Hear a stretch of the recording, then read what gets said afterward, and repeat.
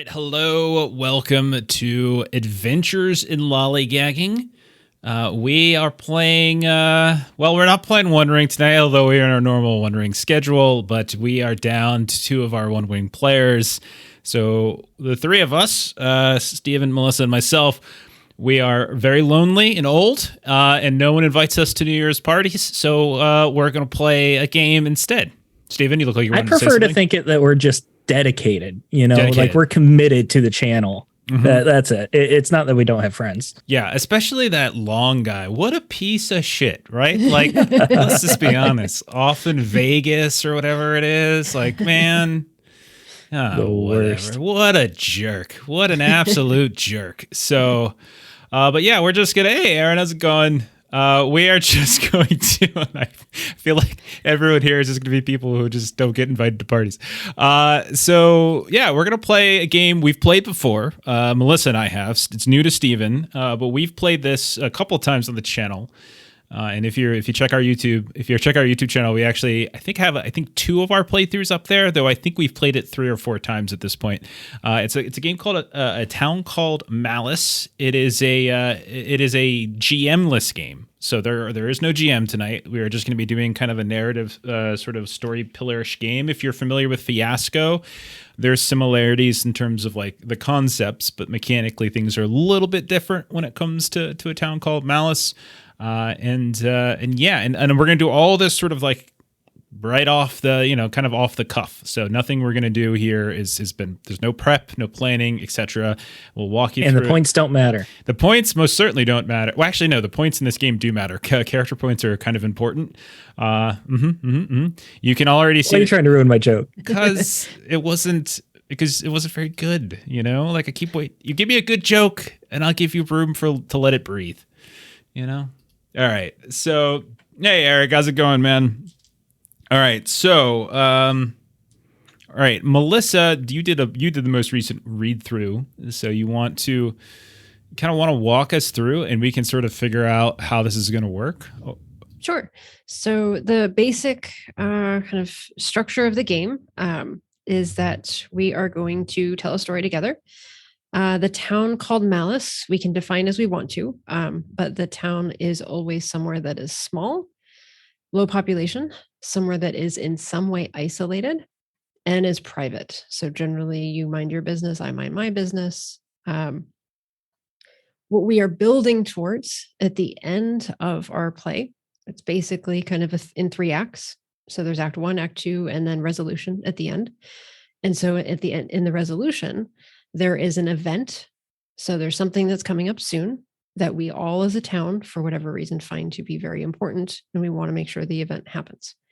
And the way that we work toward that event happening throughout the game is that we have to reduce the negative relationships that we have with each other. And so the fewer negative relationships that we have by the end of the game, the more likely it is that we'll be successful in that role to make the event happen. The other thing that's happening is that there's darkness. And so there's darkness that is coming in and influencing this town. The way we're going to know that at first is that there's going to be a dead body to start out. But then the darkness is going to be something that we're kind of investigating as we go. In the second act, there's going to be more in the darkness. So by the end of the resolution, the more we found out about the darkness, the more we defended against the darkness, the more likely it is that we're going to be successful at defeating the darkness. And so in each act, we're going to just play out scenes. And this is all just off the cuff stuff that we come up with. What happened to the body? How do we prepare for the event? How do we fight against or find information out about the darkness? We're just going to come up with it as we go. Okay, perfect. And I made us a little play mat. This isn't like official or anything. That's just sort of for our benefit. And since we had space, since Long and Ashley aren't here, I would go ahead and put it on screen so you can kind of see it. And so I'm just sort of pinging around. You can kind of like walk through how we're doing stuff. So essentially the bottom there where body, event, and darkness are is where we sort of track the various things. And the middle parts is where we sort of track our relationships. And then we kind of move some things around here and there. It's a D6 game too. Everything's just going to be D6 rolls. That's about it. So you want to start setting up? So let's start doing the setup. So Melissa, Go So for the it. first thing that we do for that is we define the town's settings. And so again, we can come up with this town being wherever we want it to be, Mm-hmm. knowing that it's small, knowing that it's isolated, and knowing that it's private. So that can be a Arctic research station, that can be a remote island, that can be a mountaintop town in the middle of winter. There's all kinds of things that it can be. Okay. So, Steven, thoughts on setting in chat? Chime in as much as you like. Thoughts? It's definitely got to be something wintry because Okay. we're doing New Year's Eve here. Yeah. Agreed. I like the idea of like a town in a like secluded mountain valley, Okay. All right. like we're snowed in. Okay. All right. So we're going to do a mountain town. Okay. Or snowed in mountain town or something like that. All right. I think in general, like we can just call it Malice. That'll be the name of the town since Town Called Malice is right there in the name. So we're snowed in mountain That's the name of the town. game. Okay. Are we talking like modern day setting, like 2022, etc.? Doesn't have to be. We don't have to be precise with it. Just like is that kind of generally what we're looking at? I think so. Okay. Around there. All right, modern day, perfect. So, all right, what's next, Melissa? All right. So next up is creating characters. So the book comes with a set of some roles, and there's kind of more that gets picked with the role. So the options for roles, and again, we can make our own, but they're kind of built up. There's the town elder, the criminal, the law, the local, the medic, the official, the tradesman, and the stranger. Okay. And so again, those are just really kind of broad archetypes, and so we can kind of specify what we do with them. The other thing is, I can't remember if Melissa mentioned this, but part of a character is that they come with sort of different different attributes. Like there's different questions that you ask to help kind of flesh it out, but they also help populate the town with a specific location, and again, fairly generic location, and they kind of bring in like some other like connections as well too. So there's sort of the broadness of it, like the generic nature of it, but it also helps populate the town as well with a specific location. So Steven, you're new. So is there any of those jump out at you? Yeah, I already looked through the rules and 3 of them jumped out at me. So I'm going to get one of the 3. Okay. Law, medic, and tradesman were the ones that I liked. Okay. I believe I have done medic in tradesman before. Actually, I think I've done all 3 of those before. So I have whatever. So go ahead, take whatever you like. What about you, Melissa? I've done tradesman and stranger, and I've probably done most of this as well. So Okay, you can pick. I'll do tradesman. Okay, so we're tradesman. All right, I'm trying to, as much as I can, show this on the what's it called, the stream for people who are watching this.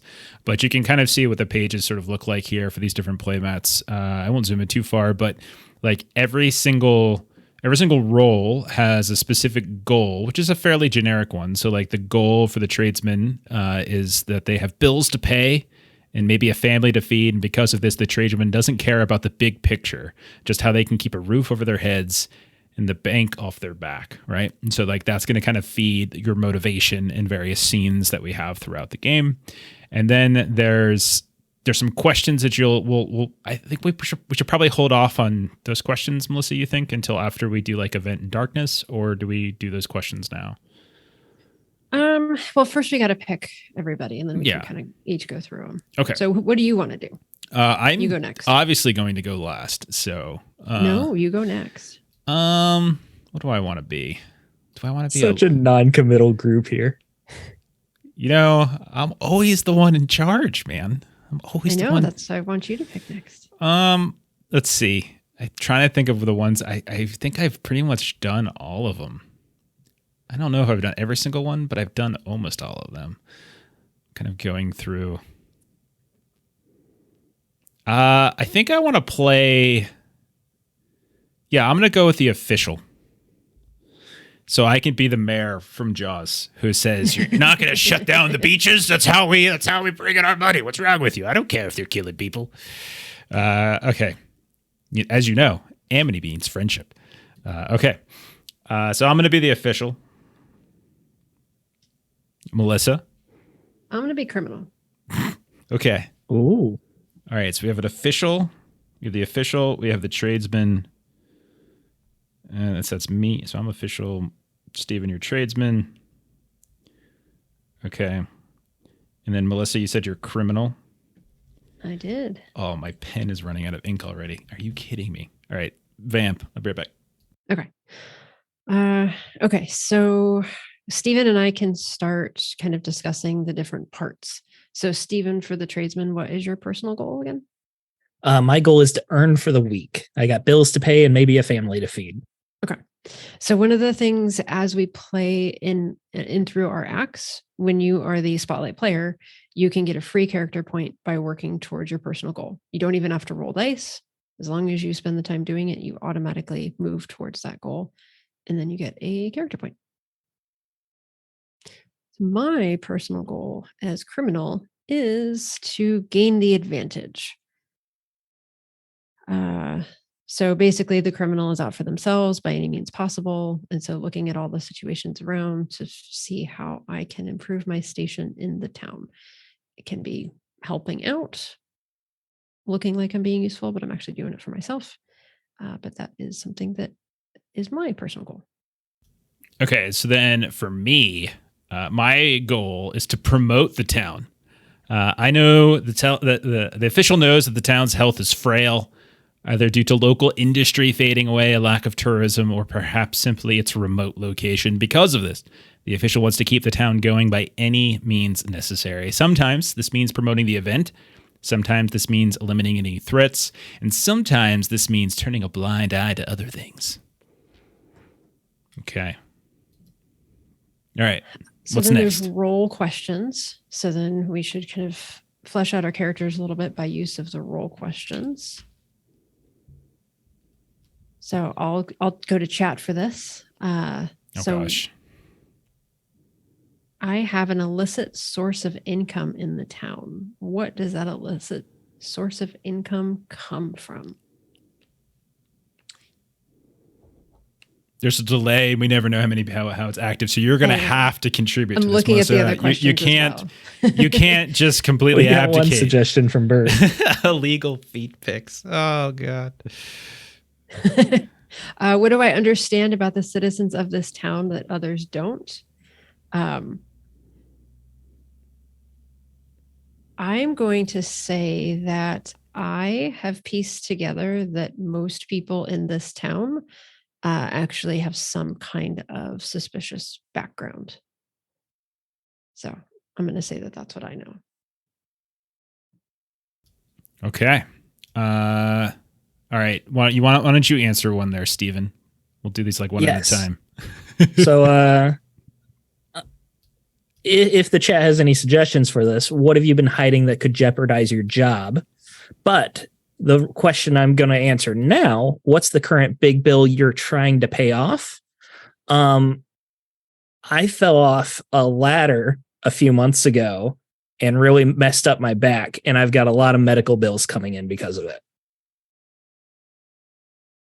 Okay. I think that makes sense. You have fake licenses and you really aren't very good at your job. That's what Bert said, Steven.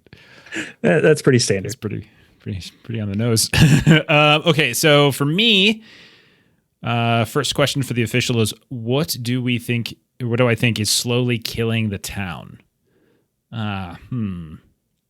Let's see.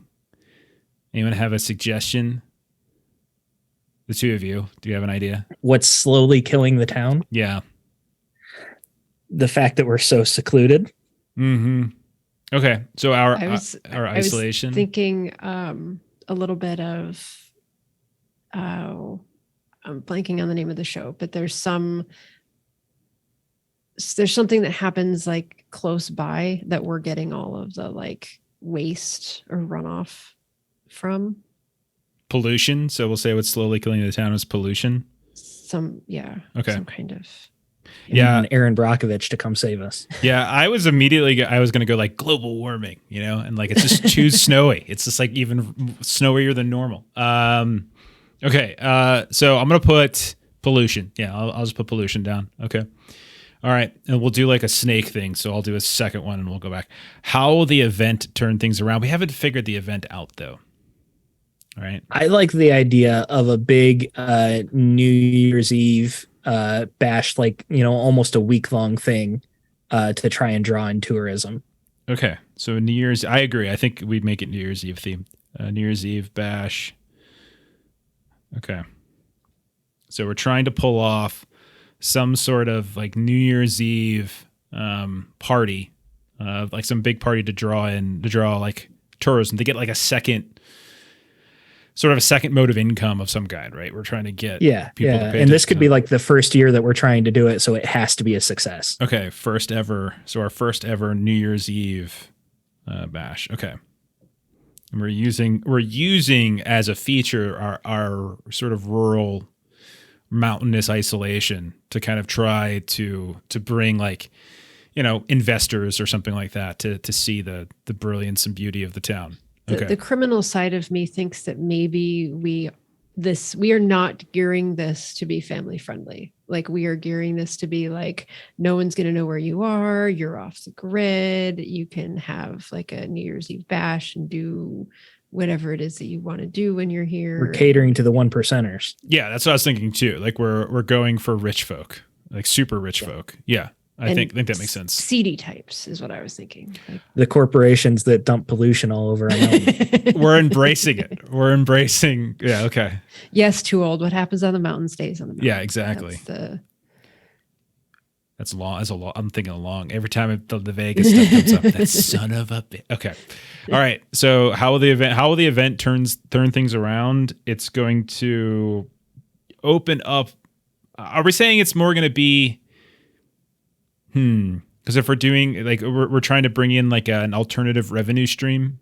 So the idea of What if we're trying to throw this event to just attract like investors, like maybe to open a resort on a mountain nearby, that type of thing?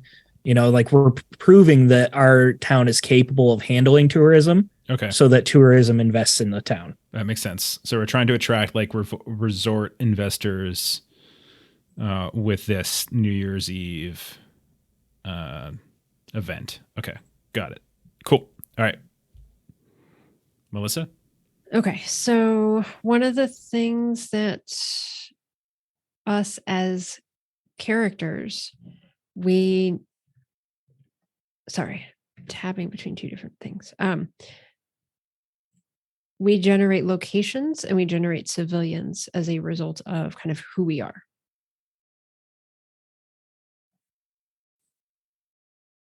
All right. I've got a location. Okay. Every morning I start my day off going to a local diner called the Rusty Fork to get a donut before I go to work.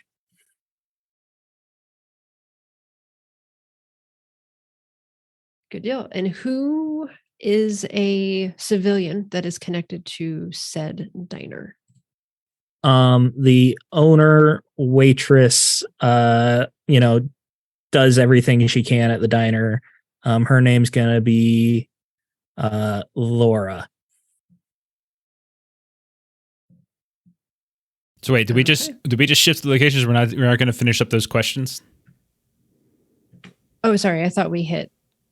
Oh, no. questions. Let's see. How events things are okay. What made you devote so much time and effort into the town? Yeah, I mean, I have one or two I still need to answer. So like, Yeah, I do too. yeah. So like for me, how will event turns things around? We already kind of addressed that. But what made me devote so much time and effort into the town? I'm gonna say I'm like my guy, my town official family. Like I'm like the classic like my family founded this town, right? And so like this is us, like this is the town. So that type of thing. And I am like the descendant of like a long family lineage, something like that. Got it. Okay. And so like when I was snaking back to you, Melissa, I was saying like what other questions do you have left to answer for criminal? So I just have 3 questions. I've answered 2 of them. So one of them for me, how do I plan to profit for the event? I am I'm trying to make new contacts. So there are going to be people here that are connected, and I want to make my services available. So I was actually thinking, because I don't know if I think the comment was directed to Stephen, but I think it could work for me as a criminal that like I do papers. So like that's what I do. I fake documents and identifications and like all of that kind of stuff. Like that is what I do. So I'm trying to kind of widen my net of folks. Okay. Like once people need fake IDs, it's not like they're often repeat customers all the time. What do you understand about the citizens of the town that others don't, Melissa? She already answered that one. What was it? That basically everybody's a criminal. Oh, okay. We are basically a town of criminals. I know that. Gotcha. Not Sorry. else knows that. Everybody thinks that they're hiding out, and they don't realize that everybody's hiding out. Oh, wow. Okay. I'm gonna lean into that one with one of my questions. All right. What do you got? And I'm actually probably gonna combine two questions here into one. What have I been hiding that could jeopardize my job? And what have I been doing on the side to earn extra cash? So I'm gonna say that I'm an electrician, and I was hired by the town to do all the like preparation, setting up all the lights and stuff, making sure that it's all set up for this big bash that we're throwing. And I've been doubling my invoices. So every time I bill something to the town, I'm buying like twice the materials, and then I'm returning half the materials and keeping the cash. Okay. You're the reason this town's so I'm going to change my answer to what's slowly killing the town, pollution, to Stephen. We're all criminals here. I think I'm getting away with it. Uh-huh. All right. Okay. That was Melissa's idea, really. Fair enough. And then, so let's go back to the location really quick. So you said location, diner, Rusty Fork, and who is the NPC? Laura. She's the owner. She works behind the counter. Okay. Laura. I'm just writing these down. I'm not sure if anyone else was typing them into the docs. I'm writing them down at the moment. Yeah. I just don't want to hear my clickety-clack keyboard. Okay, so for me, my location is the center to the town. So this basically allows a town. Well, I think that's a mistake on the printout. So it's a town center for business dealings, holding court when other people seek out, information. So what would we say? It's a small town. I never grew up in a small town, so I don't know what they are actually like. What is the town center? What do we say that is? Just downtown, like a downtown street? Yeah, we can just do like a mayor's office. Yeah, I think that probably fits the most. Okay, so let's do mayor's office. Mayor's office. Okay, and then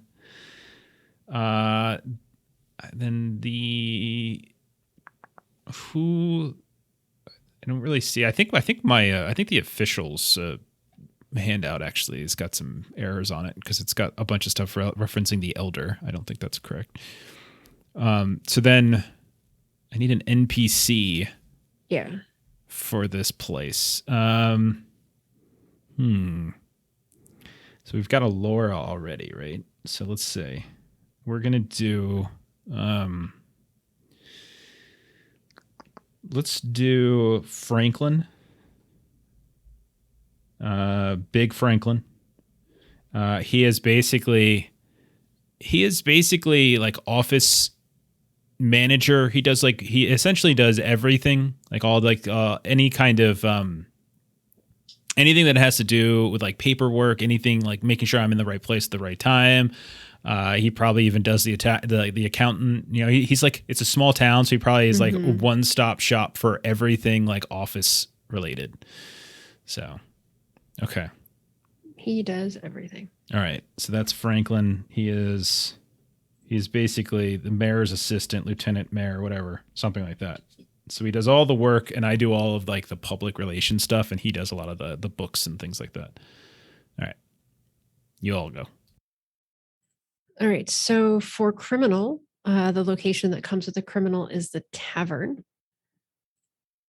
And so I am going to call it Bottoms Up. So that's going to be the tavern name.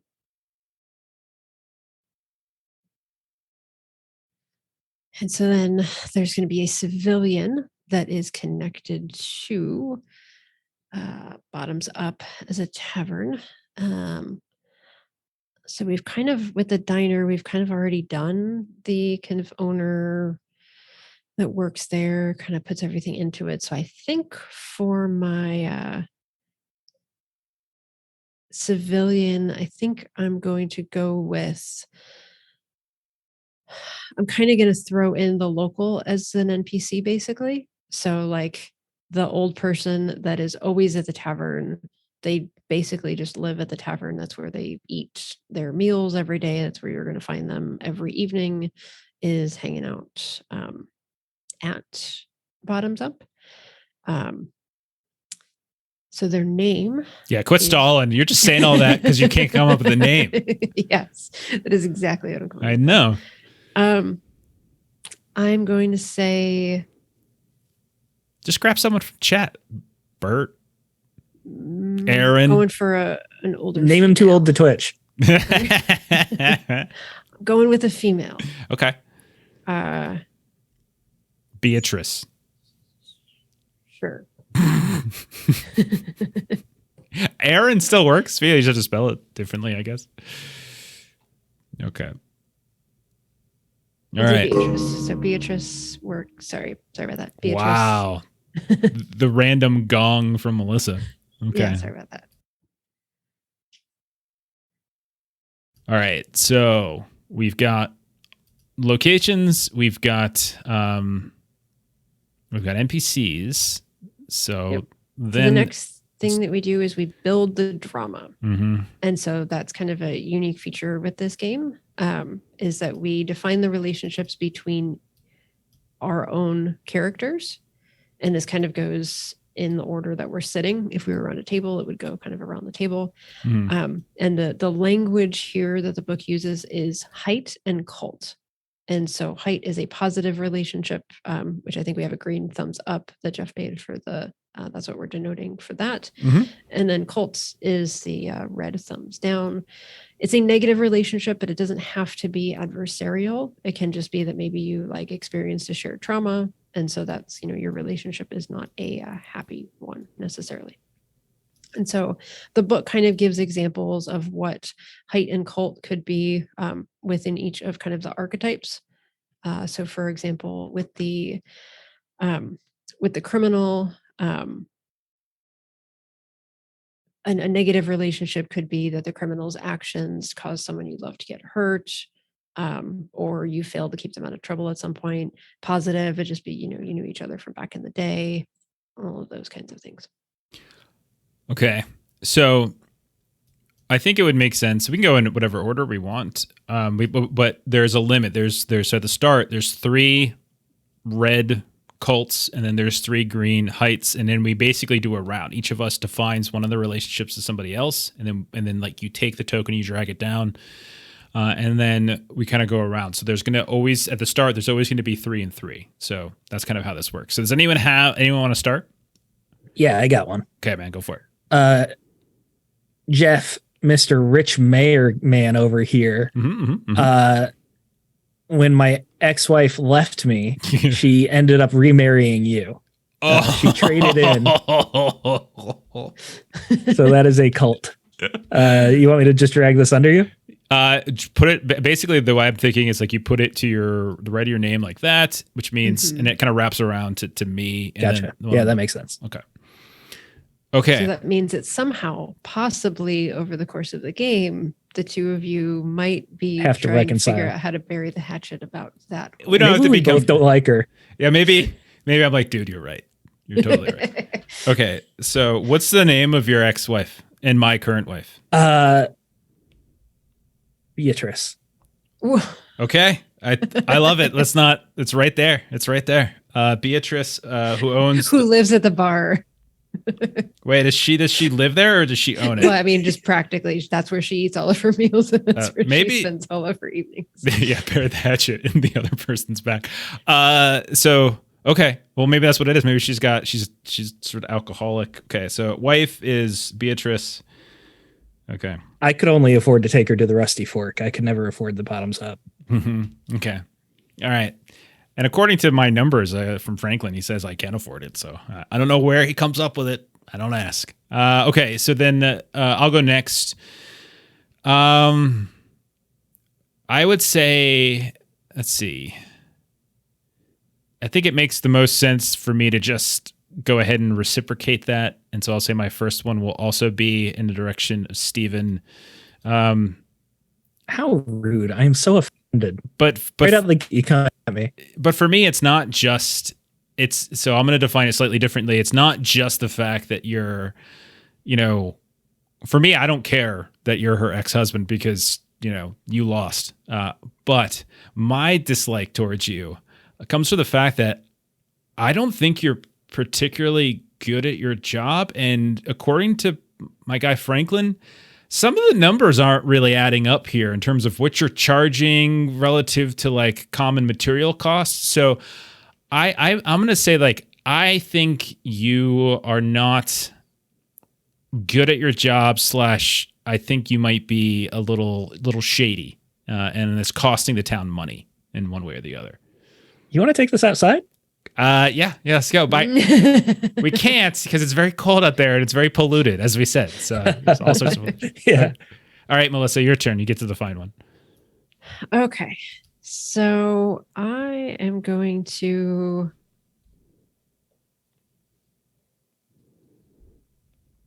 Let's see.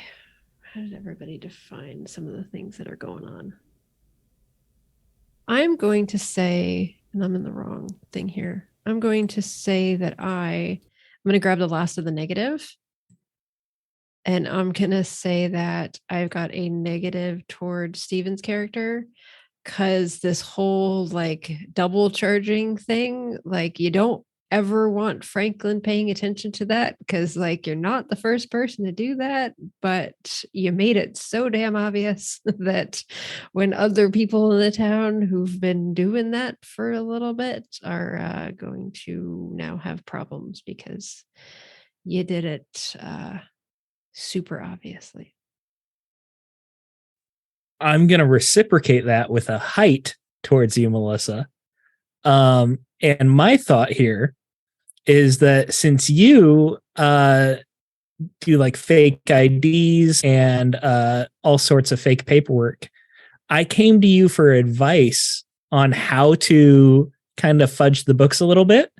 And you kind of told me like, here's how you do it without getting caught. And I completely bungled it. So I'm appreciative to you for helping me out that way. And it caused some stress because now I'm making you look bad and getting you in trouble. Understood. Okay. I'm not going down alone here. I have to do a positive towards Melissa's character because that's all that's left. So I'm going to say, did you have an idea in your mind of like, is your character older, younger, middle-aged? What are you thinking, Melissa? Older. Older? Okay. I want to say like how old are we talking?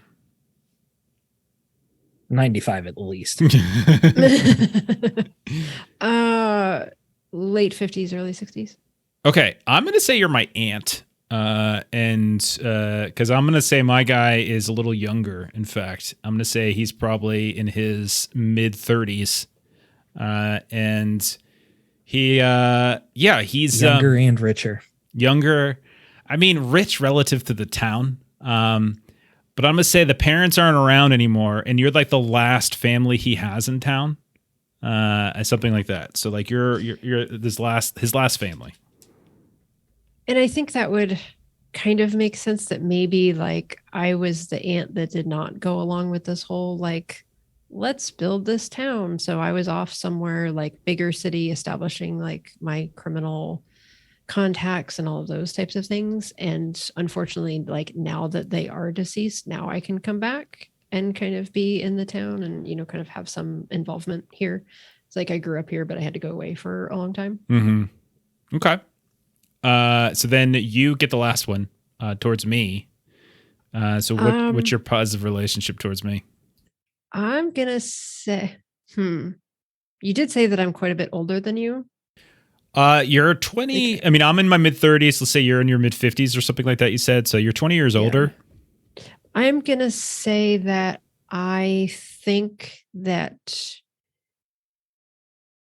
you're controllable. So like I think you wouldn't know if I'm like dropping some stuff in your direction. So like I, you know, am fostering this relationship despite the fact that I was gone for a long time. But I think I can have some influence over the direction of the town. Okay, I wasn't sure if like you were. So you're saying I'm gullible. I think that's a lot of words to say. I'm gullible and manipulatable, and that you're grooming me. Apparently, You did marry my ex-wife, so. Mm-hmm. Your ex-wife is 95. I should have asked Stephen how old he is. But yeah, because the local is like an old person who's been around the town for a really long time. So we may need to take the local tag off of Beatrice. So rocking the nursing home. I'm here. sorry, I'm ruining your Beatrice. Okay. All right. So we're good with that. So we got our build a drama. Yep. Build a town. Okay. So we basically can add a little bit of detail to what we've already put together. So we've kind of thrown our locations in based on our roles. We've thrown civilians out based on our roles. So we can just add a little bit more, which actually came up of like the relationships between the civilians and other people. And then just kind of what makes things interesting. So, this could be, does the tavern have like a Tuesday night trivia or, kind of some other things like that. I was just reading Australis. So what I'm hearing, Jeff, is in this game, Melissa cheats at accountancy and tax returns. Hello there, bean cheese dip. Oh, that sounds delicious. Welcome to the chat. We're just messing around this afternoon, a couple hours for New Year's, playing some Town Called Malice. Should be fun.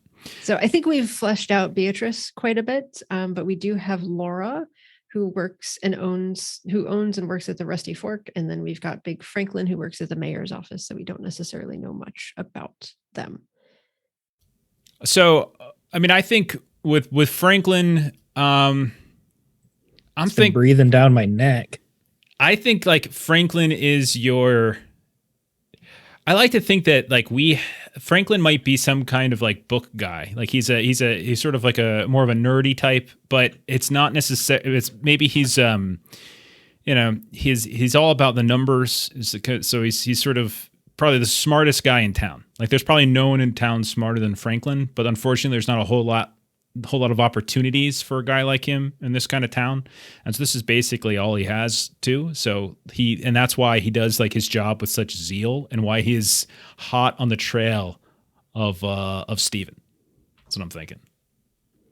So this is like the most exciting thing that's happened to him in a decade. Yeah. So like he's all over it. He's almost like, oh my gosh, I can be like a forensic accountant or something like that, So like he's extraordinarily competent is what I'm saying. He's very good at his job.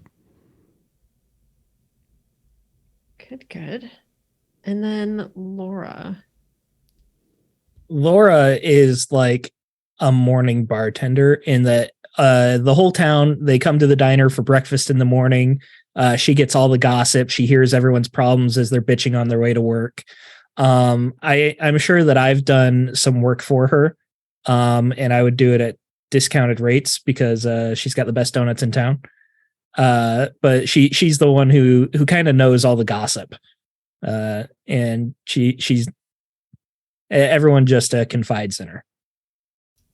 Okay, I like it. So she's a gossip hound and like the closest thing we have to a professional therapist in town or something. Yes, like that. Yes, the exact same. Gotcha. All right, I'm following. Like when you're fucking something up, you go there for breakfast and she just tells you like, okay, this is what you need to fix. Come on, get this sorted. When you clearly have too big of a hangover from hanging out at the Bottoms Up the night before, she is giving you some advice about maybe not doing that so much while she gives you lots of greasy food. She keeps meticulous notes on all blackmail materials. Okay. All right, cool. Anything else? I might say that we haven't named ourselves yet. We should probably do that. But I'm going to say that my character and Laura are probably very close to each other. Okay. Do we want to add another location? because there's only 3 of us. So why don't we add another location? I think that'd probably be a good idea.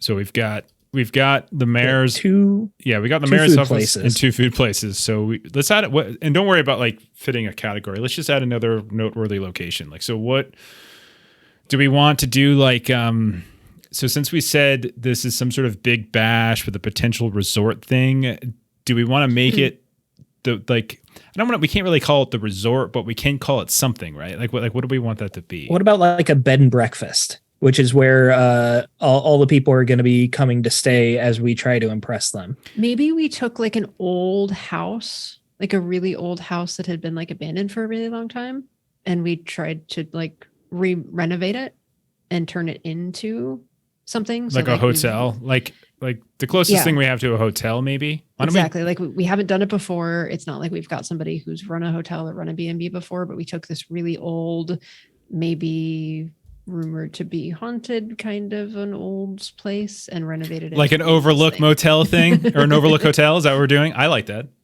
Okay. All right. So let's do. I did all the wiring. Okay. Well, then it's damn well a death trap. Then that's the key. All right. Do we want a name for the hotel? The Underview? Yeah. What do we want a name for it? We need a name for the hotel. What do we want to call it? The Top of the World. Top of the World? Okay. Okay.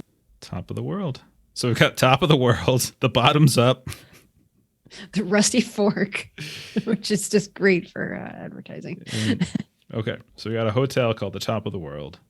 I've actually been to a diner called the Rusty Fork, and it had the best biscuits and gravy I've had in my life.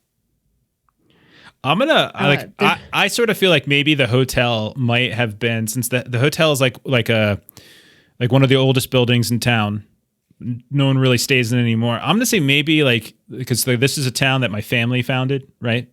I'm gonna say like maybe I even own that, but I don't stay in it because it's just so big, and it's just me and Beatrice. Like, we don't have any kids or anything, so there's no reason for us to stay there. So it's like we're trying to convert this to like an actual resort as opposed to it just being like the old, mansion of my family. Does that make sense? Is that fair? Mm-hmm. Yeah, absolutely. Yeah. Okay, cool.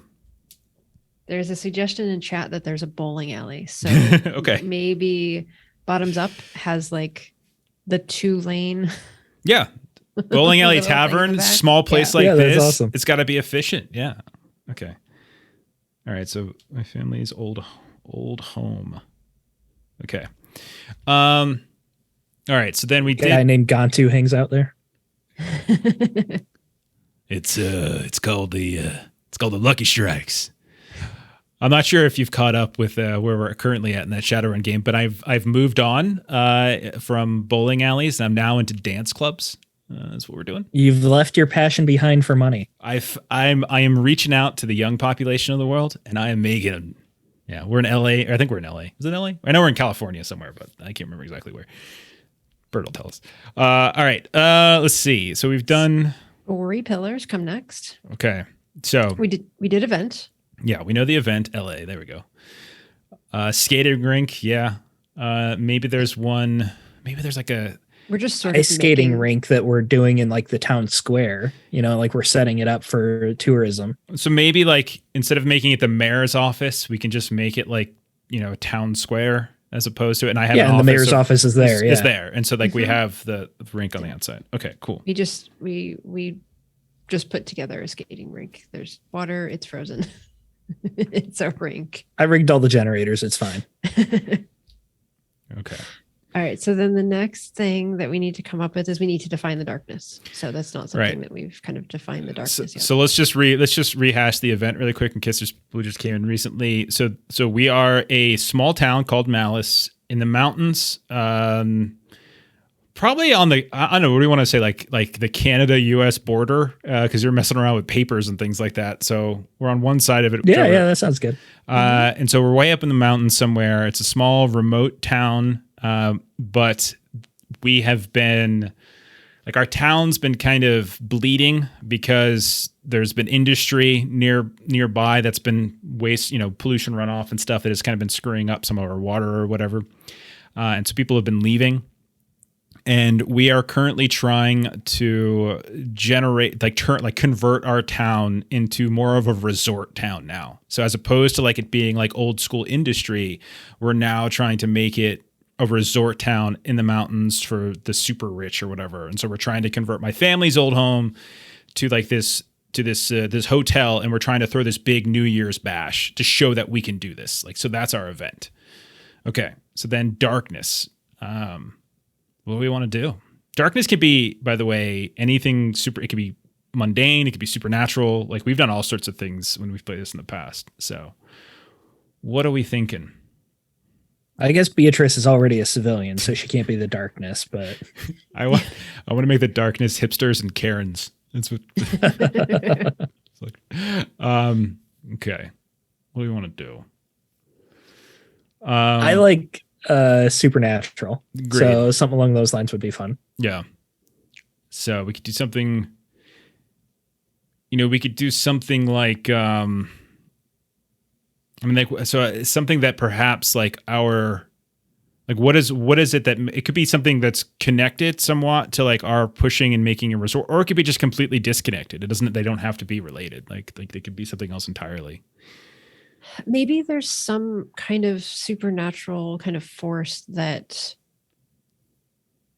comes around at this time of year. And so one of the things that we're trying to do with the event is just have a lot of people around, because then it's kind of keeping this. Whereas if it's just a small town, we're easier to pick off. But that means we would know about it ahead of time. And it can be like something that comes around every so many years, maybe. Kind of that right, but then style. But I think the darkness thing, doesn't it say that we like part of like the game is us trying to find out more information about it, and so we're seeding it as we go. So if it's something that's seasonal or whatever, yeah, it does have to be to some extent. We're not entirely familiar with it. So do we want to do supernatural in the sense that it's like a supernatural being, creature? Steven, what do you got, Jeff? Oh, no. I got my ability to throw to you. My brain immediately goes to like wendigos and werewolves and things like that for winter. Mm-hmm. That is a little bit more I mean, it's supernatural, but it is like just a physical monster. If we don't want to go the monster route, we don't have to. No, I got no problem with monsters. Okay. Let's say we got a werewolf and it's going to be a full moon on New Year's Eve. Oh my God. Oh my gosh, Melissa. You keep knocking your mic. It's like in my hairs. Sorry. It's all right. Okay. So werewolves. That's what I'm putting. Werewolves. Yeah. Something. Yeah. All we gotta do is werewolves. Okay, so there's werewolves out there. Maybe we're even it feels too easy. Well, I mean, maybe werewolves and vampires. A were creature of some kind. Like it can be like a were pigs. I mean, I like the idea of like Vendigo, like the idea of some sort. I like that. That sounds like fun. I mean, we could go the evil elf on a shelf route. Yeah, we just did the Christmas thing last week, though. I like Wendigos, and we could say that part of what we're doing with the resort is maybe we're clearing, like we're deforesting certain hills or something to create like ski slopes or whatever, and that's like might be something that's sort of triggering this now. Like why it's happening now. Beatrice the Wendigo. My wife's a Wendigo, so I married a Wendigo. Okay, so basically, I think we're good with that, and then the body. So that's the last thing, right, Melissa? Yeah. Yep. So basically, and we can, kind of do that when we start Act 1, is that we can kind of define the body. So playmat setup, which I think people can see. So there's dice equal to the number of players on the body. There's 1 dice in the darkness. There's 1 dice in the event. Opposition pool of 3 for Act 1, and we all get a character point. Okay. And so, the character points, Steven, are just those yellow circle things. So everyone's got one above. Yeah, I read the rules. Cool. All right. So let me get a little. It's got a little music going. I like the joke in chat. The when to go B&B. All right. Get a little music happening here. So like one of this game's focuses is the idea that like it's Nordic Noir, right? And like they're with tabletop audio, they actually have a track called Nordic Noir. So that's what I'm playing now. Perfect. Nordic Noir. So why don't we get started? All right. So Melissa, who's going first? Well, so we have a body. Where do we want to say that the body was found? I think it's either found. So, like, do we want it to be like on this ice skating rink The grounds of the hotel. or grounds of the hotel? I vote hotel. Okay. Okay. Doesn't have to be necessarily in the hotel. It could be like in the outskirts somewhere, you know. So the body was found maybe like in a shed, or maybe just on a slope of a hill, or Because the gazebo. hotel is a big old house that's kind of not been lived in anymore. So it's probably like on the outside of town, a little bit further away. It's got nice views, which is why we're trying to turn it into a hotel, Right. real close to the forest. And so then kind of trying to figure out who would be most likely to discover it. And so I feel like either of you, it could make sense to discover it, either working on something with the hotel or going to look at progress on the project. Okay. You want to roll for it? Yeah, go ahead. You roll high or low. You say red or blue? Red. Blue. All right, so you then. I you got find chance dice from the little Star Wars land in Disney. So Oh, these nice. are how I decide now. it. Nice. So then you are up first, I think. All right. So I'm the character in the spotlight then first. Yeah. And so basically then this first scene is you're discovering the body, identifying who And the body I can- is, how they're related. Bring in one player with me for free. So I will say that I've already found the body and I've called Jeff's character. What's your character's name? Yeah, we skipped that part. Sorry. We don't have names yet. Let's see. What do I want to call myself? Sorry, I was messing around with the I'm bot. naming myself Hal. All right, so Steven, you're Hal. Melissa, what are you? Or who are you? Excuse me. I'm gonna say I am.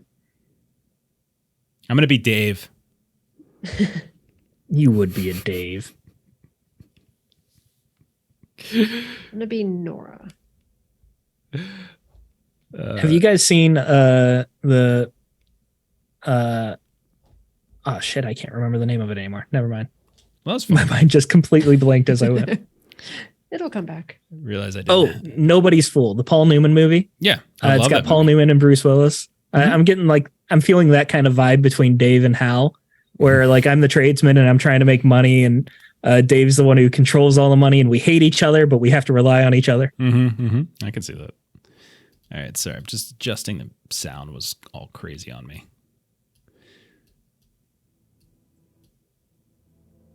All right, there we go. It was like echoing because I forgot I have two browser windows. I haven't done this in a while, so I have like the playmat. Okay. All right, so I'm there. You're there. Okay. So Yeah, set the scene. I found the body, and I called you immediately because this is your property. You're the mayor and everything.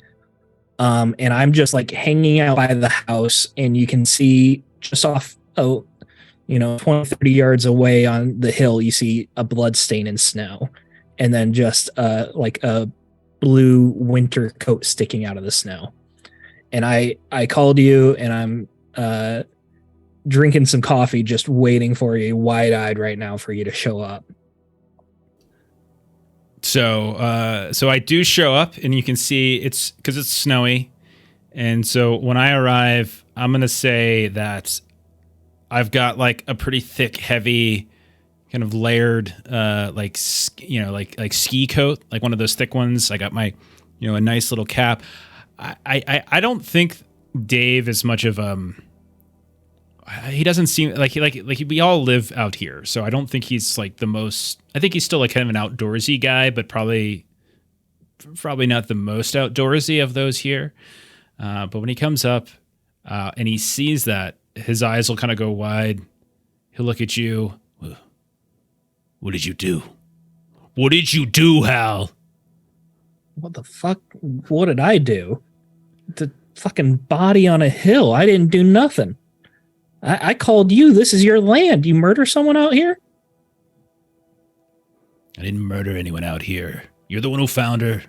Who the hell? Oh, God. I told you I was changing the outlets this morning. I'm out here. I came out here to work, and I see this on the hill. What do you expect me to do?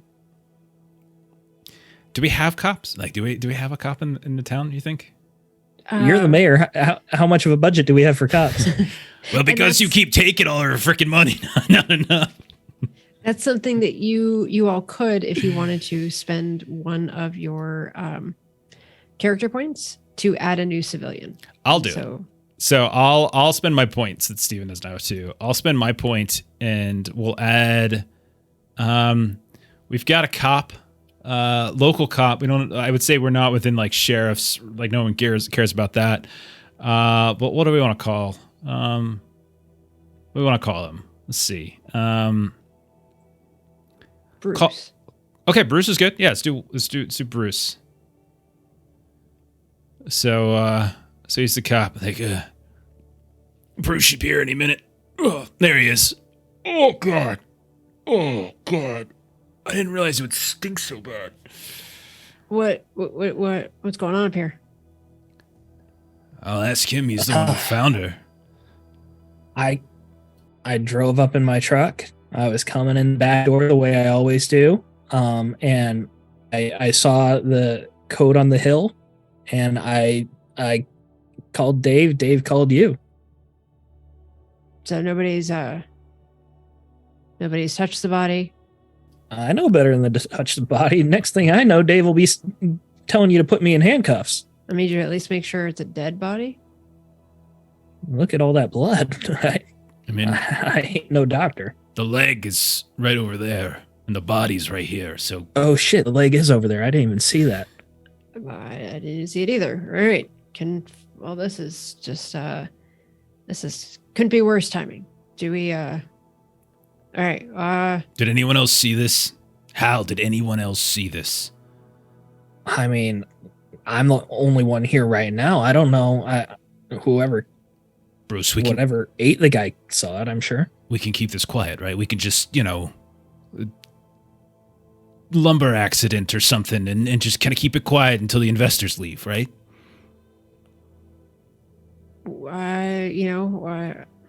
Let's just let me back my truck up. First things first, I'll roll out a tarp, back my truck up. Let's relocate this. How do you know who this is? Or something? Yeah, no, I haven't been up there. I ain't looking. It's not a bear attack. Don't say there's bears here. Don't let the freaking investors hear that there's grizzlies in there. Hal, come on. Jeez, man.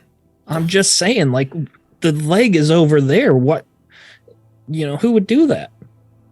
You're going to kill someone. You just, shoot them and dump them where no one's going to see them. This has to be a bear, right? How would you know about killing people, Hal? Bruce, this has to be a bear, right? And Bruce is just kind of snapping pictures with his phone, just, where the body is, what's going on. I'm going to go get my truck. Can you guys roll it over, figure out who it is? Yeah, Dave, I ain't touching it. I'll get you some gloves if you want. Oh my God, you have gloves on. Just roll her over. All right, I roll the body over. Is it a her? Is that what we're saying? I thought you said that at one point, so I was just following your lead. I don't know if I did or not. I might have. Well, you're the spotlight player. You are the spotlight player. Yes. Okay. Yes. It's gonna be a her. It's gonna be. This is a small town. We know everyone, isn't it? We'll just say that it's someone who is a little bit of a recluse. Probably a widow in like her 60s or something like that lived in a cabin a little bit higher up on the mountain.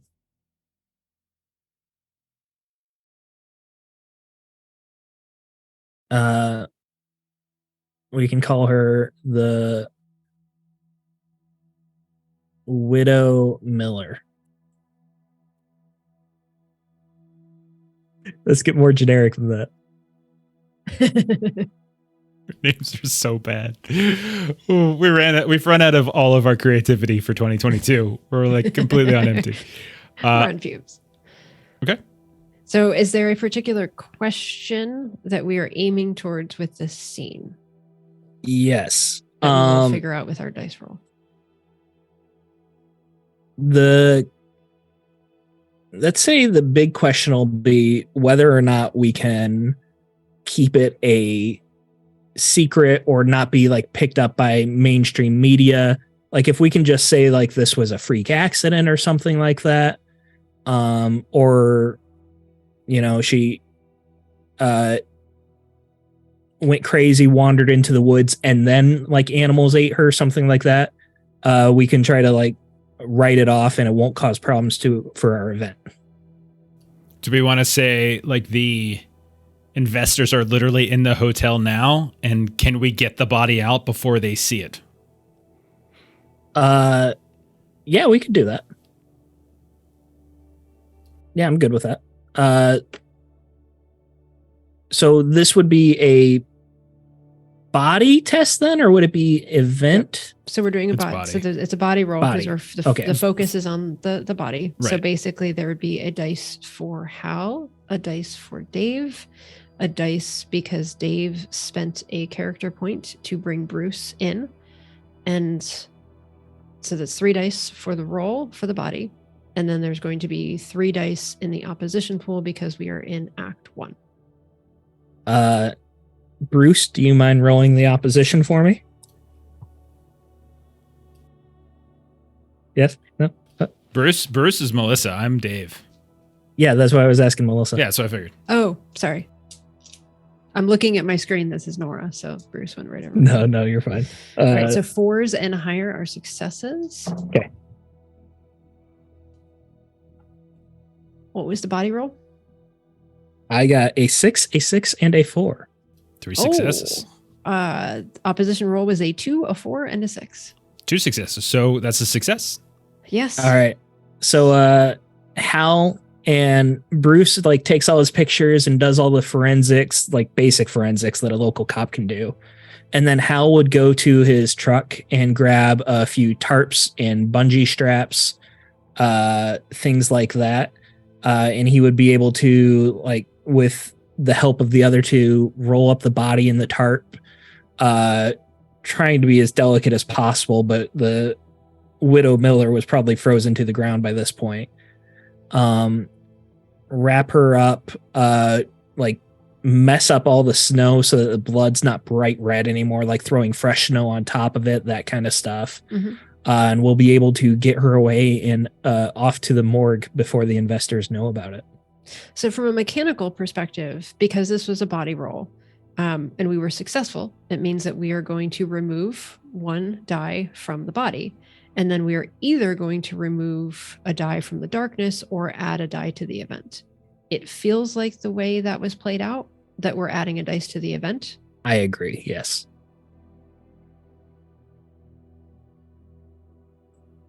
All right, so yeah. There we go. Got it? Perfect. Okay. All right. So now, Jeff, since Dave was there, does Dave want to take the next scene and keep that going?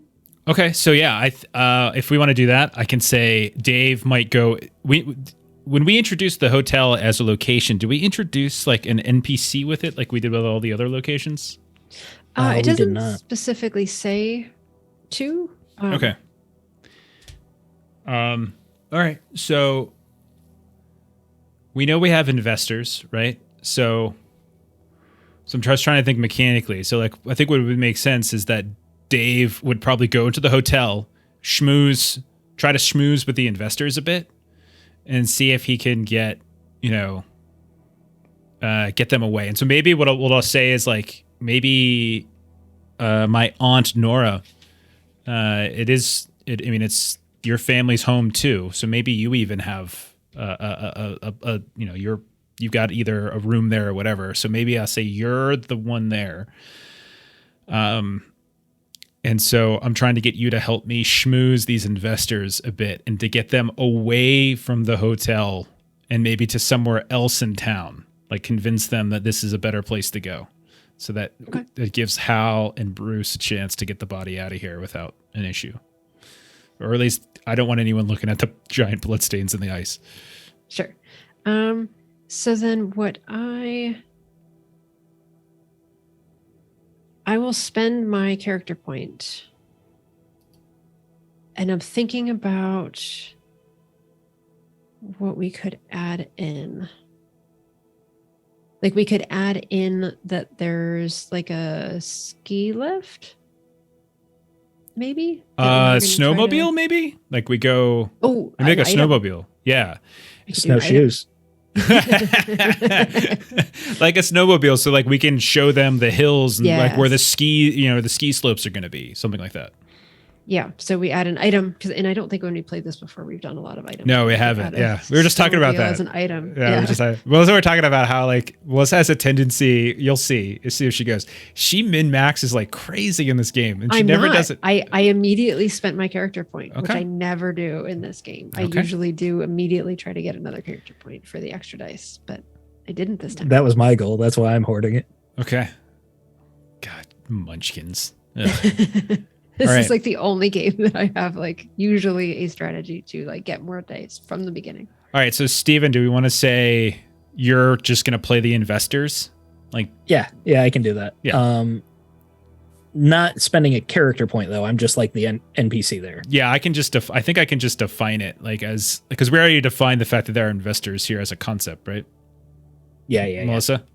Yeah, I don't think like we're not naming a particular civilian. Right. So They're I think just we can get away with that without spending a point. Yeah. So I'll say the first thing is like before the investors are coming down, I'll say like we're in the lobby or the soon to be lobby, and which is like, you can see it's got that old kind of wood paneling on the walls. There's all sorts of these different like photographs and old paintings and kind of this sort of strange collection of objects that our family has over the last, say, 100+ years that they've, had this town. So there's like this weird sort of museum-esque quality to it, but it's we're trying to like we specifically probably set it up this way, whereas most of the stuff is probably in storage or was probably just like covered with tarps and stuff, but we've probably set this up. There's like a smell of like pine sol or something too, just to make it sound even more piney. And so I'll say that I'll say like, you're going to see me walk in. I'm going to say Nora's probably already there kind of waiting for them.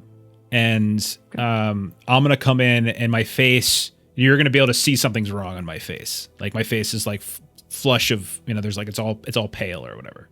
That makes sense. And so I'm going to be mid-sentence. So as you can see here by this, photograph, we, back in 1843, we had the grand event here, and just the mining was just.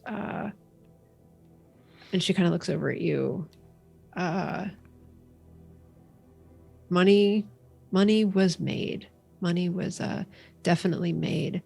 Can I and then he'll try to like pick up on that and money will be made again, and if we're all lucky, by all of us, like very like clumsy attempt to transition at that point. Is my aunt taking good care of all of you this morning? Yeah, we're learning the history of the entire town all the way back to 1843. Well, maybe you would like to learn about something a little bit more relevant to your potential investings. We've cleared some of the slopes off to the north. I figure what we could do is maybe we could take you folks out on a little cruise around some of those hills. It's not fully cleared up where your slopes would be, if that'd be of interest to you. Oh, now we're talking. This is meant to be a vacation. We're supposed to be enjoying ourselves. Absolutely, absolutely. Now listen, it's very cold, so why don't y'all just head on into the kitchen? I set up some. I got us all sorts of wonderful coffees from. The hell's the name of that freaking place called? Rusty Fork. From the Rusty Fork. It's our. Don't let the name fool you. It's our quaint. It's better than Starbucks will ever give you. Trust me on this. Laura, she can make a cup of coffee. Don't worry about it. But go ahead. There's a whole array in there. Get yourself all warmed up. Get yourself layered up, and we'll take you on out there. I'm gonna go find. I've got snowsuits for everyone. I know we were all. When she looks down and she's well suited. I'll grab those for you. No, why don't you just, if you could hang on 1 second there, Nora, just let the folks here. Kitchen's right through that door. And they all filter out. And he's sort of moving his body in a way to kind of block the window that might look out towards where Hal and Bruce are pulling the truck up. What's the matter with you? What's going on? He's like, yeah, right in there. Second left. There you go. We've got a problem. But we don't have time for problems. What? Hal killed someone, apparently. I don't know. Son of a bitch. Why would he do that? I don't know. And so at this point I'll move over. I'll kind of grab you on the arm a little bit, and I'll kind of pull you over into confidence, and we'll peek out the window. What is Bruce doing here? The last person we want here is Bruce. There's a body over on the downslope by the fire pit, okay? And not a living one, and not an intact one. Well, Smiles. Second left. No, second left. Is this Folgers? Nope. Laura would be so offended. It's so much better than Folgers. there's even some whipped cream. I believe there's some frosted milk. Cream? If you look at the end of the whipped cream, Nora. What the fuck, whipped cream? As he turns around and he's saying that so they can't see his face. So who is it? And we learned who it was, right? Yes, the Widow Miller. Okay. Do I have to refer to her as the Widow Miller? Yes. You're a creative professional. You got to deal with it. Oh God, it's that crazy old Widow Miller lady. You know, she lives up the mountain on the slopes.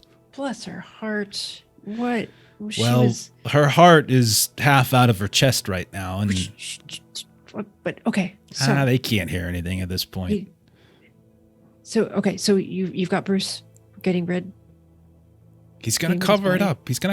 We're all on the same page here, other than that fucking guy Hal. I swear to God. Okay. So this is why, even though I was dressed for schmoozing, and she has she doesn't usually wear anything other than snow boots, but she has kind of nice shoes on. Mm-hmm. She's like, okay, I guess I'm gonna go snowmobiling with that. Yep. Well, that's what we'll do. Okay, so I feel like we've already rolled in Steven's turn about whether they discovered it or not. So we're not going to re-roll on that, but I would say this roll is going to be on a successful tour of the hills. So this isn't we're just sort of playing around with that. They could possibly do it. Feels event-ish, we're continuing. Oh yeah, for sure, for sure, yeah, for sure. That's what I would be doing. So there's me and you, so that's 2 dice for me. And that's it, right? Oh no, you spent a die. Right? Snowmobile. Yeah, you spent a die, so I get a die. Do I get a die for the snowmobile? You do, yes. All right. Mm-hmm. Okay. Yep. And then Hal, do you want to roll the opposition? All right, which is 3 for Arc 1, right? Yep.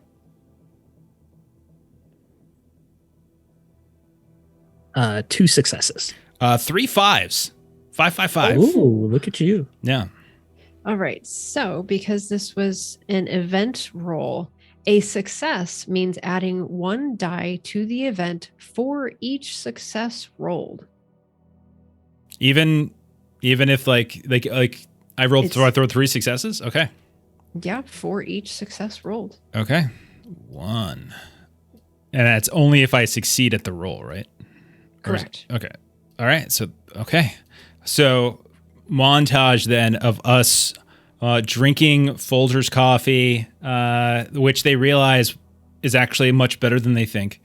And then we're kind of we're going off on this tour. You're kind of constantly giving this old history, and I keep like elbowing you to stop, and I'm like pointing out and I'm coming up with like these ideas, and this is where we can put the lift up here, and then these slopes down there could be for advanced, and this right here, very gentle, to be perfect for kids, for those who are just getting introduced to skiing.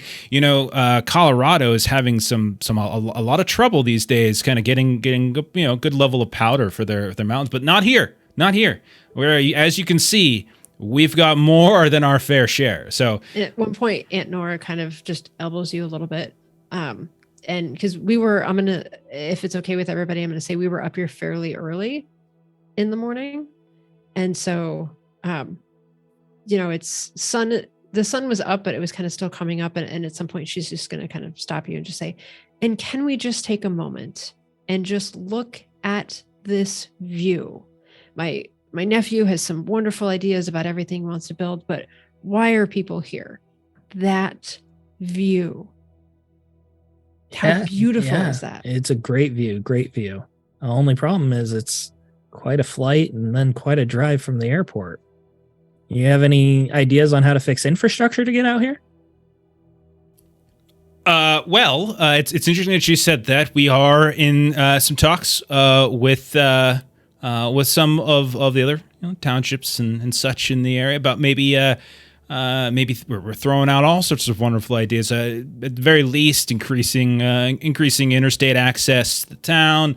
But if we can, pie in the sky. If we're talking pie in the sky now. We're looking for our own little light rail system kind of heading out here. Something that you can kind of something right from the airport. It'd be great. It's good. It's nothing to worry about. Plus the drive here that you mentioned. Whew, beautiful, wasn't it? Absolutely beautiful. National parks and stuff. It was you're a passing great by. view. It was a beautiful view, and no one wants this to work out more than we do. I'm just trying to think practicalities here. Well, just remember, our remote location, isolation, that's a feature, not a bug. That line bugs me. No, it doesn't, because I succeeded. It's a feature. I succeeded. You love that. All right, Melissa, your turn. All right, it is my turn. So let's do something we haven't done before. So let's see. A role that we have not done yet is no one's investigated the death. No one's done anything with the body, like in the darkness or anything that. We've really just been focusing. I am very much embodying the mayor from Jaws. There's a shark? Shark? What shark? They're dolphins. Okay, so I would say that no, I don't have any. I'm trying to look at the economy of the game here. I'm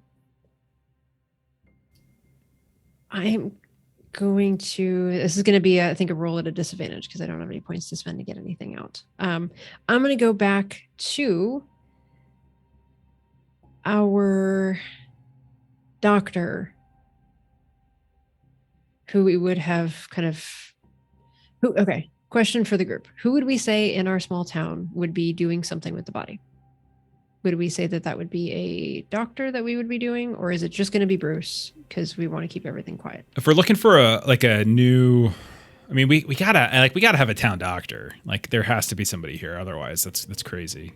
Yeah, even small towns still have morgues these days. Yeah, I don't have the money to introduce a civilian, so maybe we'll say it's going to be Bruce. So maybe we'll say it's going to be a conversation with Bruce.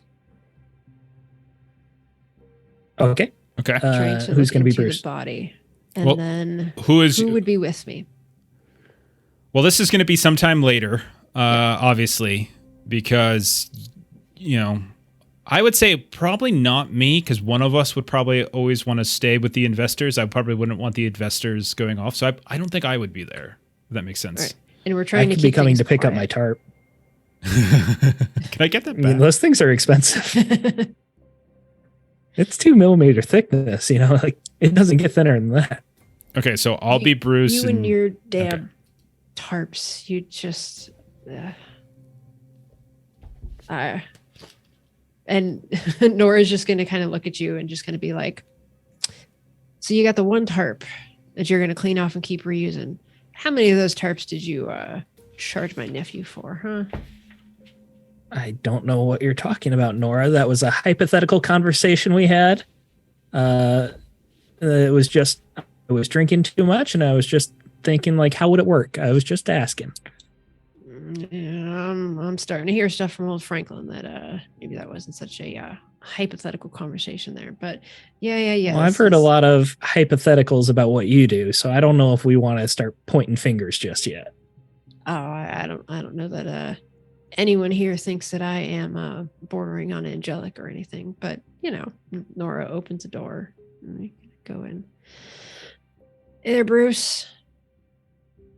And he was busy doing something else. So much like myself, I was double checking, by the way. I don't think we did the event correct. I think it's just one die we had.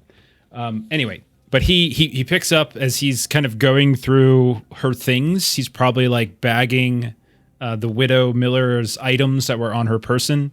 He's got gloves on, and he's like, Nora, what the hell are you doing here? We got to figure out what's going on with this body. Have you had a chance to take a look at dear old Widow Miller? We just got it. Nora? I just went snowmobiling with all the rich folks up the mountain. You mean to tell me you haven't had time to take a look at this and see, what's going on? You know that investigations into death forensics, it's not like instantaneous. It's not like the CSI, okay? It takes time. All right, did you at least get my tarp rolled up, like wiped off something? How? I got your tarps over there. You want to clean it off? Go ahead and clean it off. I'm just one man here. Clean it? No, I did not clean it. I've had more pressing things on my plate right now, okay? Bruce, have you been outside a lot? Your voice sounds it's deeper than it was this morning. Yeah, well, the shock of seeing a dead woman, blah, blah, blah, blah. You know how it is. Takes a lot out of you. Why are you two here? Okay, take your damn tarp. There's a hose. Go ahead, wipe it down, whatever. Well, I mean, we got to figure out what's going on with this because, one body we can, it's not like any of those investors were asking to meet old Widow Miller for any reason, but we can't have this happen to anybody that they might actually be planning to have dinner with or anything while they're here. So got to find out some information. Well, yeah, it had to be a grizzly, right? That's what I'm thinking. It had to be a grizzly. A grizzly? I mean, sure. I suppose grizzly ain't gonna leave her like this. And strangest thing, I don't know how much am I allowed to just make up right now. I can't remember. I think we do a roll if we're investigating the body to determine if what we learned is true or not. Okay, so I'll just start. That's what I thought I read. All right, so yeah, I'll just sort of ramble and then well, she ain't got no shoes on, ain't no boots on. Who the hell? I know she's a crazy old lady, but she ain't stupid enough. You don't live up on the mountain as long as old Miller has, and go outside in the middle of the night in December without boots on. So whatever. Well, isn't there that thing that if you're out in the cold too long, you start taking clothes off? Maybe she was doing that. Yeah, well, it could be that. Is there a rule that when you're out in the snow for too long in the cold, you start ripping your fucking limbs off there, Hal? God dang. Hey, you're the cop here. I'm just an electrician, and I think it's a grizzly. Okay, duly noted. I will put in my official report that Hal, the guy who, I don't even know what you do around here, the guy who lent the tarp to us thinks it was a grizzly. I am the reason this town keeps running. Yeah, into the ground, maybe. The two of you. We're talking over Nora and it's her spotlight. I know, right? I know. We're terrible. All right, so basically it's going to be a two dice roll versus a 3 dice roll. Okay. What are you trying to determine about the body, though? Yeah. I am trying to determine, because I feel like at this point, I would say we're trying to determine pre-mortem, post-mortem. So Time of did death? she fall? Like, did she? Yeah, I mean, it could be something like that. Like, or the injuries. Like, did it seem like she fell? Time of and went death, cause of tumbling, death. Yeah. and then a creature kind of tore her apart after that, or was she torn apart as the method of dying? So that type of stuff is what I'm thinking. So I'm rolling 2 dice.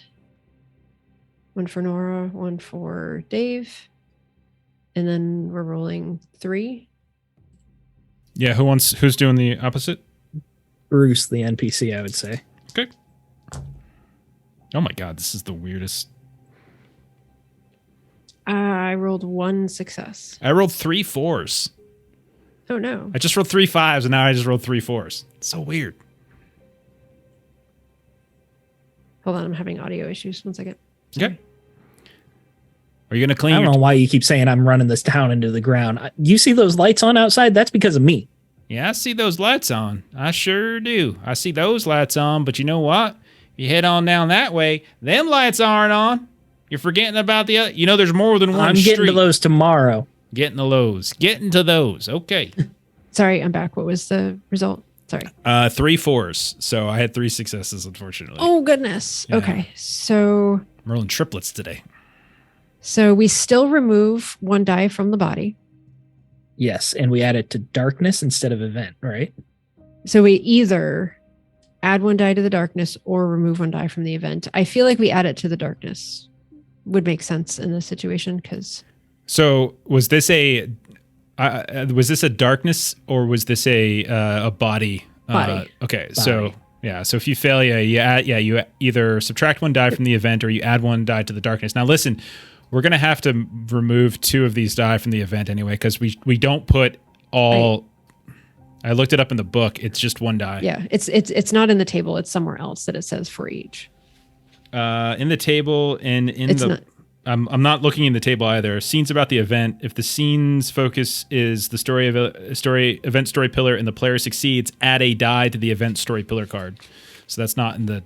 It's just written there. And Melissa, last time you read it, you said for each success, Mhm. which could mean for each successful die, or it could just mean each time you roll a success I agree. overall. Yeah, I agree with that. For each success on a roll for that event, not for the amount of successes you rolled in your dice, for each successful scene. So otherwise, that would be extraordinarily overpowered, I think. So anyway, so I think our body, event, and darkness die are now accurate. So then the question is what do you want to do, Melissa, with the failure? Move it to the darkness. Okay. So go ahead and move 1 from the body onto the darkness. You got that? Sure. Yeah, you don't want to have 2 people doing it because then like suddenly throws it like to the complete Yeah, they opposite start side. jumping all over. Okay, so that's the end of the. Yeah. Well, what did we learn then from that investigation? Or even if we didn't get what we wanted, we still learned something from that. So you wanted to know whether or not the wounds were like pre or post mortem. So Right, so right. I'm gonna say that we think in looking at this that we're just like, well, let's look at the wounds and let's look at how icy they are, and so we think that like, well, it seems like there's a lot of ice on there, so I think it's just she fell.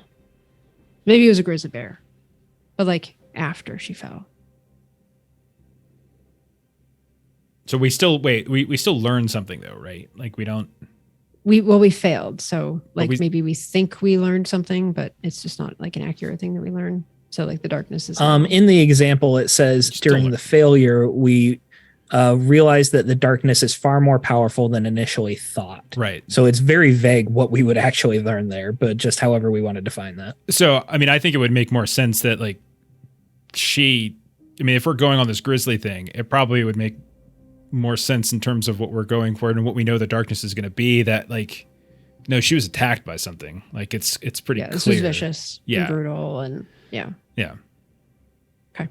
So one of the lines like, I ain't ever seen a grizzly play with their food like this, and how would they bring it right up to the the hill of the frickin' hotel either, but whatever it was vicious. It's for damn sure.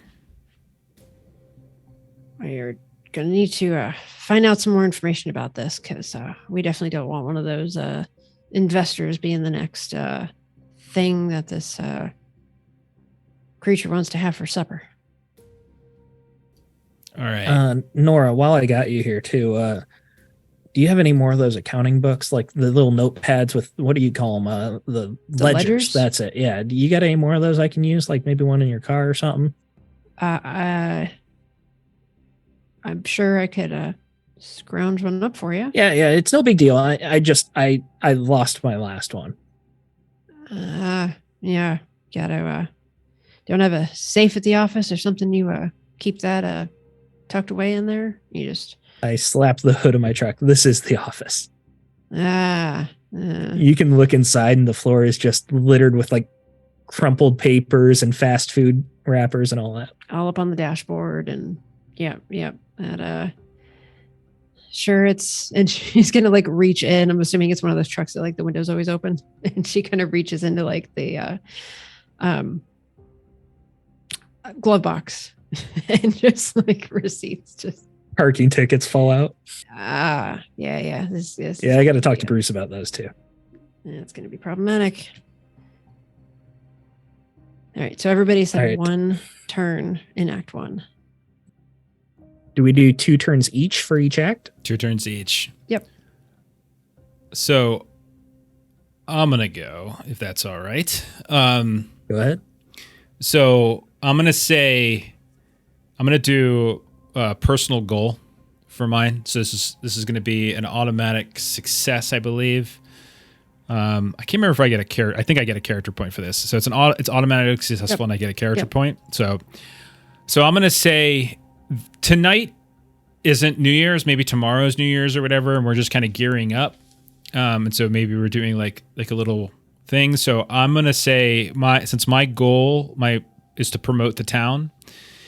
I'm going to say like I'm throwing a smaller party like for folks at the hotel. So like we're doing like a grandiose sort of catered dining event, that kind of thing.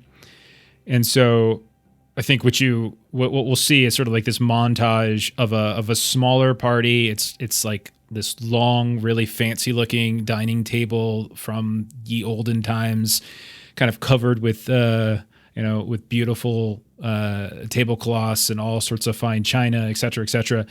And I'm going to get like various people from town to kind of come and just sort of be there, and sort of, other business owners in the town. So like it could be anyone from like the, Laura or Beatrice. Obviously my wife would be there, and any other one who is like kind of on board with this whole like resort thing, as we're just trying to like, talk about the town. And so I'm trying to promote the town through its business owners with these investors and what we all can do together.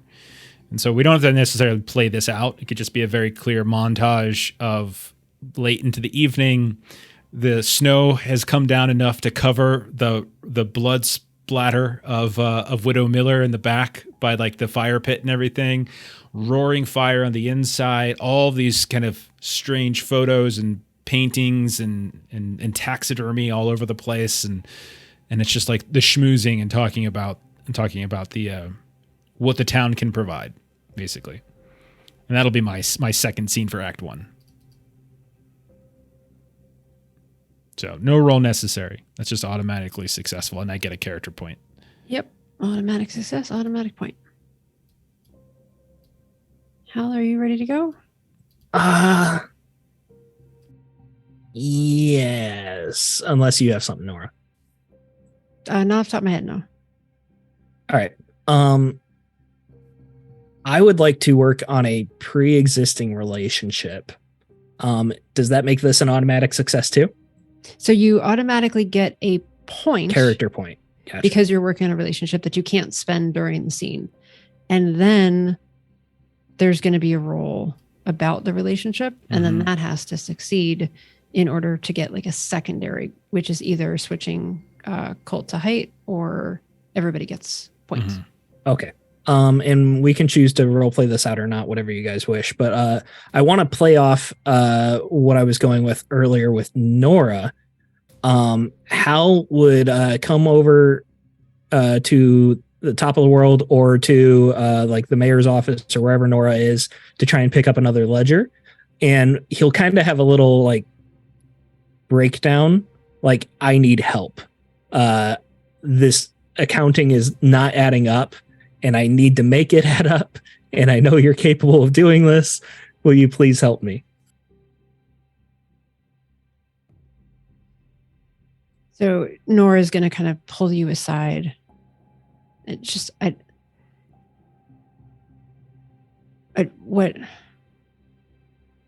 what's the issue? You and your stupid pencil paper ledger Franklin thing? just keeps fucking calling me. And then my phone buzz. Look, this is him right now. No, I might have done some math wrong somewhere. And a couple of the lines didn't add up right. And I know you're good with this kind of stuff. So, could you just like help me like get the math to line up right?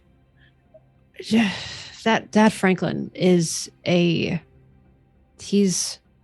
talents are wasted in this town. I've spent most of my life not here, and that is the kind of account that I never wanted to see. Never wanted to. Yeah, I never thought he was talented. I just thought he was a prick. Oh, no. See, this is what happens. You underestimated him. Thought you could just get away with it, but you can't. You're sloppy. You're sloppy. I just, I'm out there working. I don't have time to sit in the cab of my truck and, make all the numbers add up right. It's all in my head and it works out right in my head.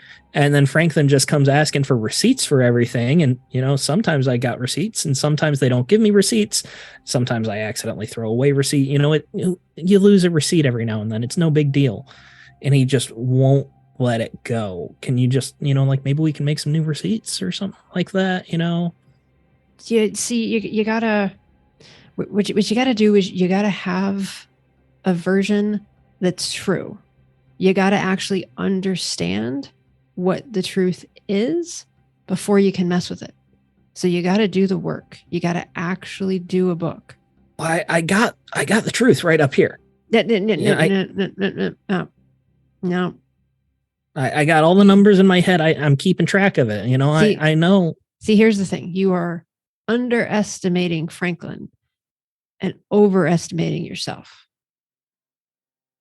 Just trust me. I'm asking you for help here. You don't gotta talk down to me. I know that you're better with the books, but I'm just telling you, this is how. Listen, I started from the bottom too. I sure screwed up. I'm only telling you what I learned the hard way. That's all. I'm sorry. I'm not trying to snap at you. It's stressful. Like I said, he keeps calling. I got a letter from a lawyer the other day, and I can't afford a lawyer. Yeah, no. Can you help me out, please? Sure. Yeah. Thank you. I appreciate it. I reach into my pocket of my Carhartt jacket and just you hear the crunch of paper, and I got some receipts here. We can go through them and just whatever we need. And Nora and Hal can then try to make up some fake accounting. I like how the two cheaters, one who cheats at GMing and one who cheats at board games, are cooking the books right now. That makes perfect sense to me. So I get a character point. I'm missing the detail here. So what are we rolling? What's the opposition? I don't think we roll for improving a relationship, do we? Yeah, you do. Oh shit. I think it's the event stuff. Hang on. So this is for improving your relationship. Keep talking. I'll look. Yeah, I know the scenes outcome. About personal goals. That's automatic. So was this personal goal or was scenes this about relationships was page 91. Okay. That's a lot of paragraphs. That's a lot of words. Too bad I ain't reading them. I got it. Yeah, so the goal is just to try and improve the relationship with Nora to try and make her not cult me so much. Okay, so if we succeed, we're going to have choices, and so and that can be it, is that we can just turn the cult to height, or we can each get a character point. So it's just the current opposition pool, which is 3. That's it. Okay. And we didn't bring anybody else into the scene, so you would only be rolling 2. Oh crap! All right, rolling 2. Who's rolling? I can't spend a character point to try and gain a character point. Go ahead, Melissa. You do it. You're in the scene. Yeah. Okay. All right, so I'm rolling opposition. It's just 3. What did you roll? No, what'd you roll? I rolled 1 success. I rolled 0 successes. I had a 1 and a 3. Oh no! Oh no! Well, you still get your character point. Mm-hmm. Okay. And then I that's get just my character point. Nothing changes. And at the end of a scene, I can cash in 2 character points to increase my dice pool, right? So I'm going to do that. That's correct, Munchkin. All right. And Nora still thinks you're a moron, apparently. A lot of those receipts had like barbecue sauce on them and all sorts of stuff. So before you go, Melissa, there's one thing we forgot to do. Whenever we add a die to the darkness pool, a manifestation occurs. Oh, that's right. So let's cycle back really quick. What is the new manifestation?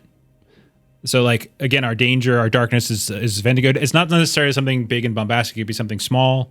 It could be, finding a fur somewhere. It could be scratches on one of the hotel doors. What do we think? I would like to say, because the darkness came up. Dead small animals or something like that are showing on not just humans, but animals, anything like that. The darkness came up on your turn when you failed. I rolled the 3 4s or 3 5s, something like that. Okay. Can we say it's like a howl in the distance? Ooh, while you're meeting the investors and everything, the whole bash is going, there's howling in the distance. Okay. I like that. Good idea. Yeah. That's the manifestation. Yeah, that sounds great. Yeah, totally forgot about that wrinkle. Oops. Okay. So, yeah, it's all right. Just hit Control Z to undo. There you go. There you go. And I think Steve and I have gone in the second round for Act 1, so it's your turn, Melissa. Yes. Okay.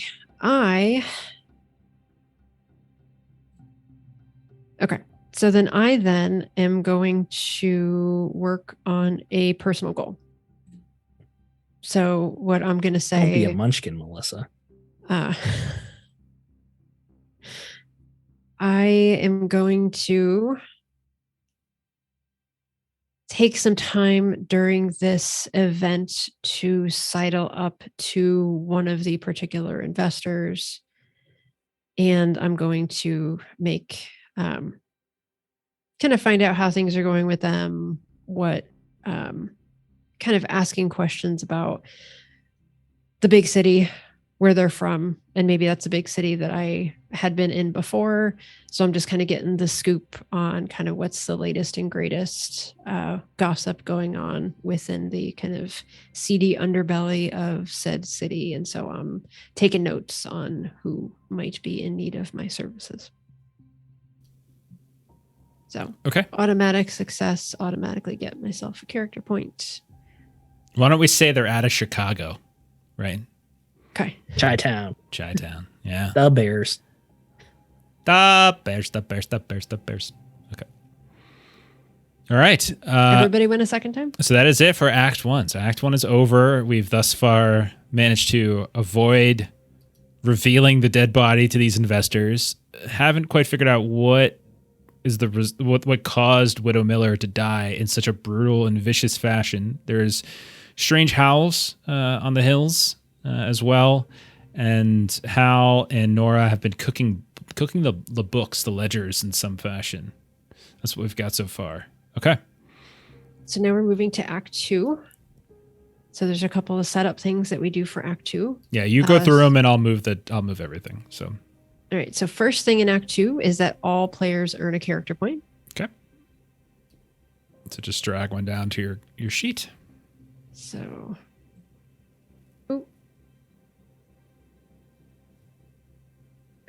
I'll get yours, Melissa. I'll get yours. We were fighting over the same one. So to kind of show that this is horror after all, and things are getting worse, we add a number of dice equal to the number of players to the darkness. So Okay. darkness went from 2 to 5, just like that. Gotcha. All right. So, all right. There are 5 in the darkness pool. And now to make things more difficult in Act 2, the opposition pool goes from 3 dice to 5 dice. Okay. All set. What happens with the body? Do we just leave it at 1 where it's at? Does anything change? No change. Okay. Cool. So all of the body was Act 1 because that was when we were discovering the body. So we'll say Act 1 was like December 30th, and we've ended, and now Act 2. Do we want to say it's like New Year's Eve or something like that? I don't know. We're pretty loose with it, but we'll say Earlier in the day, and then final confrontation will be Working like our way later. to the night. Yeah. something like that. Yeah. Okay. Yep. All right. Who wants to go first for Act 2?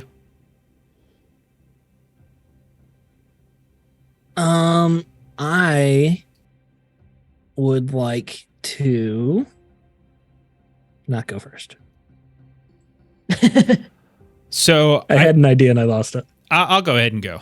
I'm going to first at the beginning of my turn. I'm going to hand in my my points so I can get a second dice, and I'll be bringing 2 dice to every roll. So I'm gonna put mine in, and I'm going to do I'm gonna do the darkness because I feel like it is. And I'm gonna say mine's gonna be set super early in the morning, like 3:00 in the morning type of thing. And I've been staying at the hotel. So if it's okay, can we say NPC wise, can we say it's Beatrice? I think that would, I know that she's for a different location, but it seems to make sense. She's my wife. So we'll say she can be there. And then I would say, since we've already established Nora, you're there as well. And so I'm going to say, building off of the manifestation of those strange howls and stuff, I'm going to say those continue into the night and into the early morning hours. We're awoken in the hotel by not just howls, but like the sounds of horribly strange animal sounds outside, yelps, and it's like something's in pain, scratches here and there on the walls, like just this cacophony of strange sounds. And I'm going to say you and I, Nora, and maybe Beatrice are going to investigate it. Does that make sense? Mm-hmm. Okay. So then, Dave, something's dying out there. Go save it. Beatrice, darling, why don't you stay here, actually, now that I think about it? Just make sure the investors don't come down. Just to bring them whatever they need. They're pretty, we got them pretty well liquored up during dinner, so hopefully they're sleeping through this. But Dave, we talked about this. We went to therapy over this. You have to stop pushing me out of your life.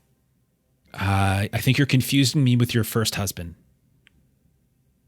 You can't deflect like that, Dave. We're gonna need another session if we keep doing this. We're in this together. We're a team. We have a lot going on tonight. Right now is not the time for the marital spats. And we hear Really not call off in the distance. like I said, not the time. What's the plan, Dave? Okay, so yeah. Beatrice, darling, light of my life, I'm not gonna hurt you. I'm just gonna bash your head in. Bash it right the fuck in. Oh, it's so good. Very good luck. Yeah. I still say we should have called it the underview. Okay, so you and I think, are gonna go. We've got random. We live in the mountains. I'm sure guns. We have plenty of rifles and shotguns and whatever. So I'm not too concerned. So you and I are probably doing Like you're going one way around the house, I'm going the other, and we're both sort of circling around and kind of keeping in sight. Whereas Beatrice is like home base and she's there. She's by the front door listening for everybody. And we're looking to see if we can figure out just what the hell this is. If this, something like that. Does that make sense? Do I need to have a specific question that I'm looking for? I mean, ideally something, like with darkness, there's a lot of different things we can be doing. We can be trying to fortify against the darkness. We can be trying to find information about the darkness. We can try to That's what it is. hold it at bay. Information about the darkness still. Because we're still under the impression it could be wolves or bears or something like that. So like, I think that's what we're trying to figure out. So like, we're investigating it. So I would say there doesn't have to be like a huge like dramatic scene here, but like maybe you and Nora, are kind of like occasionally like I'm going out and then you're going out and we do a little call and response, Nora, and then like you would call back, Beatrice, anything? Be careful out there. Okay. Thanks, dear. All right. Nora, I'm gonna go further down the slope, and so I'm gonna keep going, and like we've got maybe flashlights out and shotguns and such, and I'm gonna say that as I'm Dave, I can't see you. I'm just down the slope, honey. It's fine. Don't worry.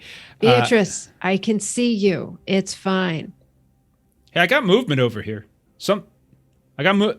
There's something down here. And so I'm going to say, like, as I'm shining the light around, and we'll say, like, there's some scattered trees, like a small copse of trees. It's like a beautiful, like, maybe we're going to make, like, a park or something out of it, some sort of sitting area for the hotel.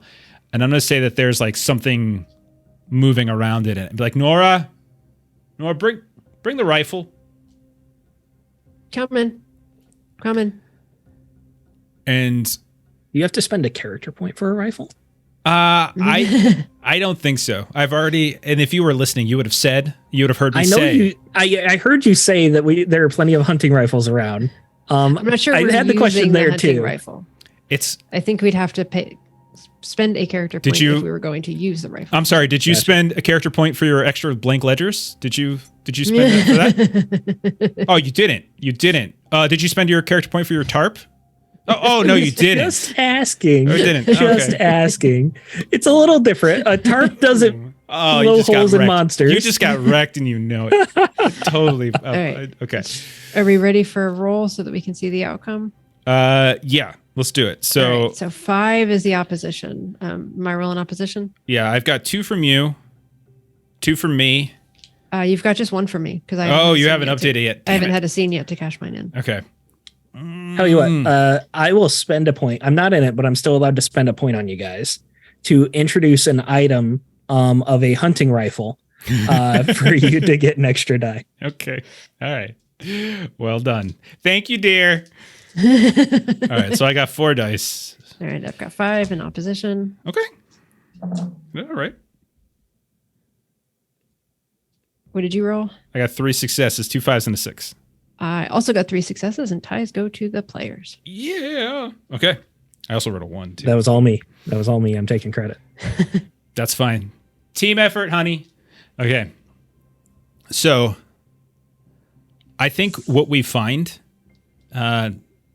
is we find the carcass, the eviscerated, horrific carcass of a grizzly bear inside this copse of trees that has just been ripped and wrenched apart.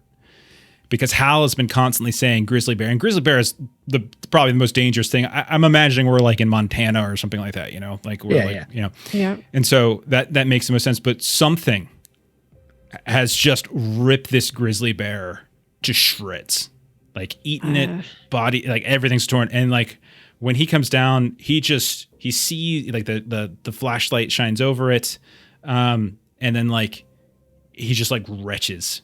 And then, what the? Oh, this can't be a bear. This is. I mean, look at that. It was a bear. What the hell does something to a bear like this? Something bigger than a bear. This is. What the hell's bigger than a bear in Montana, Nora? Well, I mean, there's. Yeah, there's nothing. There's nothing. There's always been stories, but you never know. I don't want to hear your freaking stories again. You and my father, the same. I'm so tired of freaking hearing the stories between the two. We live in the real world, Nora. Okay. Oh my God. We live in a world where a grizzly bear can get torn apart like that. You know what it probably is? It's fucking Hal. I guarantee you. He likes to hunt. He hunts, and he found the widow Miller's body. He doesn't want this to go through. He is jealous still. I don't know if he believes it, but he's saying this because he doesn't really believe this, but he's like, no, and Nora just sort of raises an eyebrow and just kind of thumbs toward Beatrice, like, I know he's too much. He's not capable of doing something like this. He's too much of a deadbeat loser to be able to take out a bear. Okay, you're right. Thanks, Nora. But it's not. I don't want to hear it. Maybe it's another bear. Maybe. Sure, you just keep thinking that. I don't want to hear about your freaking stories. Not now. Not around the investors. Okay, and don't let them down here. Okay, we can keep them out of here. It's fine. Okay. Gonna have to get Bruce up here for another extraction. It's fine. And so we'll say like we start trudging back, and that'll be the end of the scene. All right, so our darkness then is going to go from 5 dice to 4 dice, I believe. So yeah, for whenever we succeed at the darkness, we just remove a die from it. So I'll go ahead and move it. I'll just move this back to the dice. So cool. Okay, that's my scene.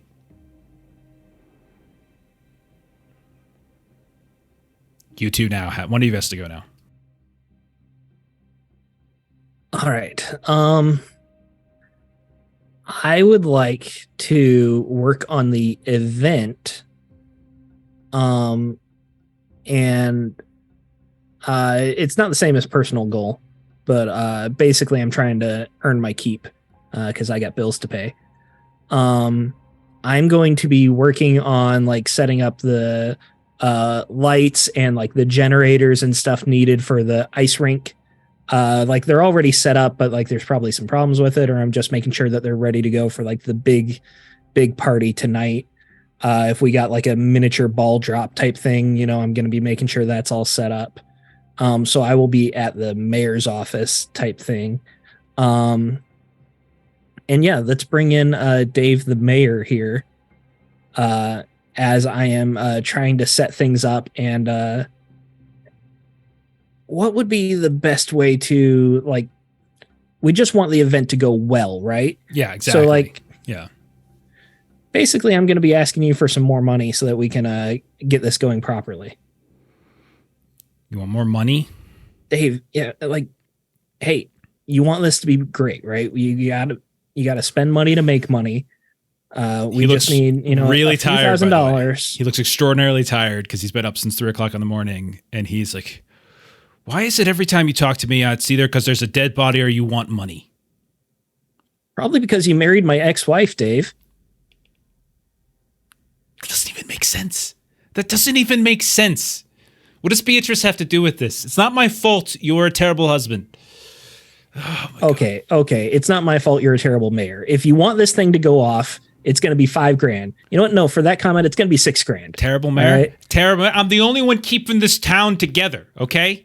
I'm the only one. What do you think I'm doing? I bust my back. I fell off a ladder for you.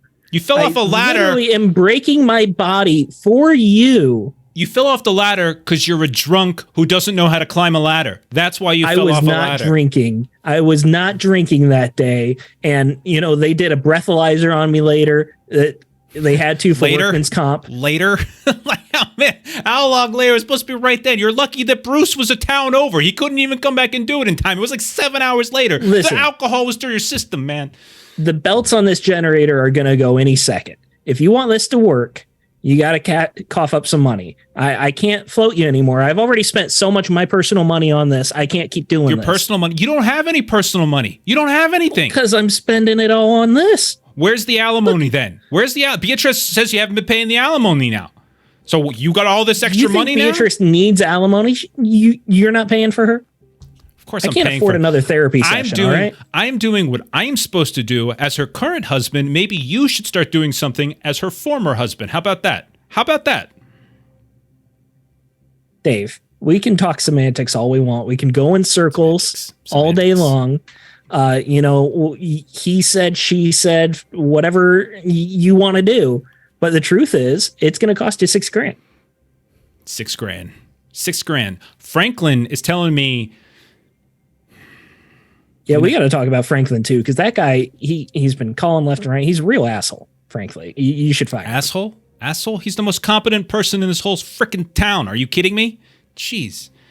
So I think you should probably roll before we decide whether you get the money.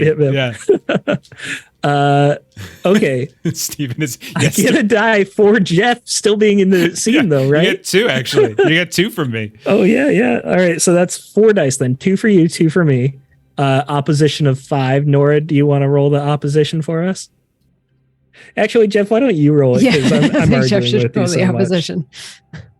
Okay. Oh, God. Be careful. I've been rolling pretty well tonight.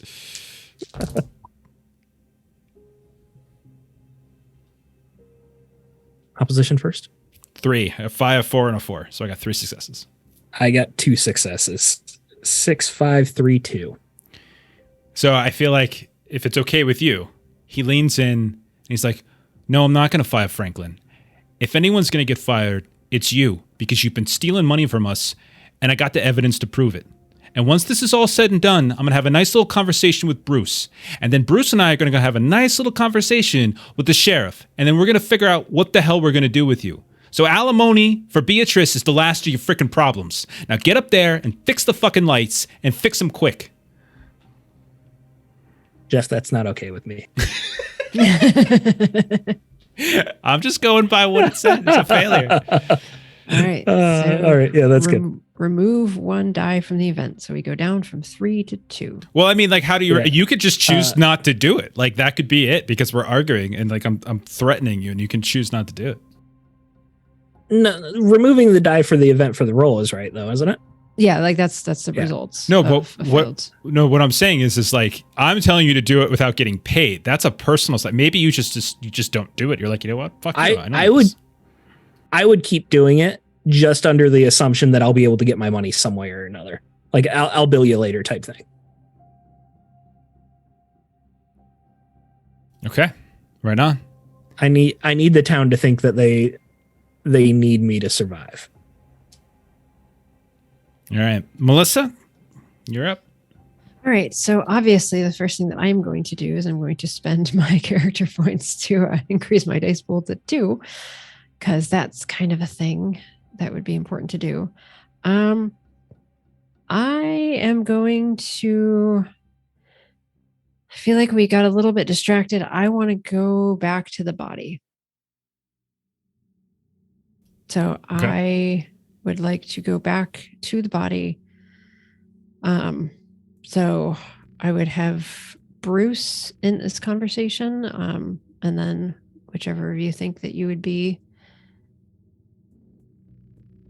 with your call, Spotlight. Bruce. Yeah, it's up to you. All right, Hal, let's say you're... I'm assuming that Bruce's office isn't far from Dave's office. So yeah, I would imagine probably the same building, I would say. Yeah. Down the hall. I'm picturing Resident Alien at this point now. Yeah. Yeah. Yeah. We can see each other through the window. Okay. You should know better than trying to argue with my nephew right now. Like, he's completely unreasonable, making baseless accusations. He threatened to call a sheriff on me. That's why I'm here. I'm talking to Bruce. I want to file charges first. You can we just feel like everybody's forgetting? We got to get past tonight. Got to figure out what exactly happened to Widow Miller so that we can get through tonight. Can you just some smiles? Good luck to him getting through tonight without me, him treating me like that. This whole thing's going to fall apart without me. I'm the one making it all work. And you've got to make some choices today so that you can still be around this town after this works, hopefully. works. Oh, don't tell me you're taking his side just because he's your nephew. Well, blood is thicker than water and all that nonsense, but you bring in the spotlight on, we're going to have to give Franklin some other puzzle to solve. It's a problem for another hour. Right now, I wanted to look at the body. So maybe since you're here, we can go look at the body. At some point, I think we're going to need to give Franklin another puzzle to solve and get his eyes somewhere other than your books. How's that? Yeah, I'll tell him where he can shove his eyes. But yeah, let's go look at the body. Knock, knock, knock, knock. Bruce. Yeah, Nora, what do you want? And he looks like he also hasn't been sleeping much, but he's got a big old mug of Laura's coffee, and he's got a bear claw. Oh, glad you found some time to get some breakfast this morning. Am I not supposed to eat? Oh no, none of us are sleeping, so some of us might as well get some food in us. Okay, what do you want? Well, you were Why is he telling here? us yesterday you hadn't had time to look at the body yet, and you needed some time to look at the body yet. So, it's been some time. Which body? The bear or Miller? Widow Miller. Those who knew her really well could just call her Miller. But it's more fun to say Widow Miller every time. The strangest thing is she was never married. It's like calling a big guy tiny. Big Franklin.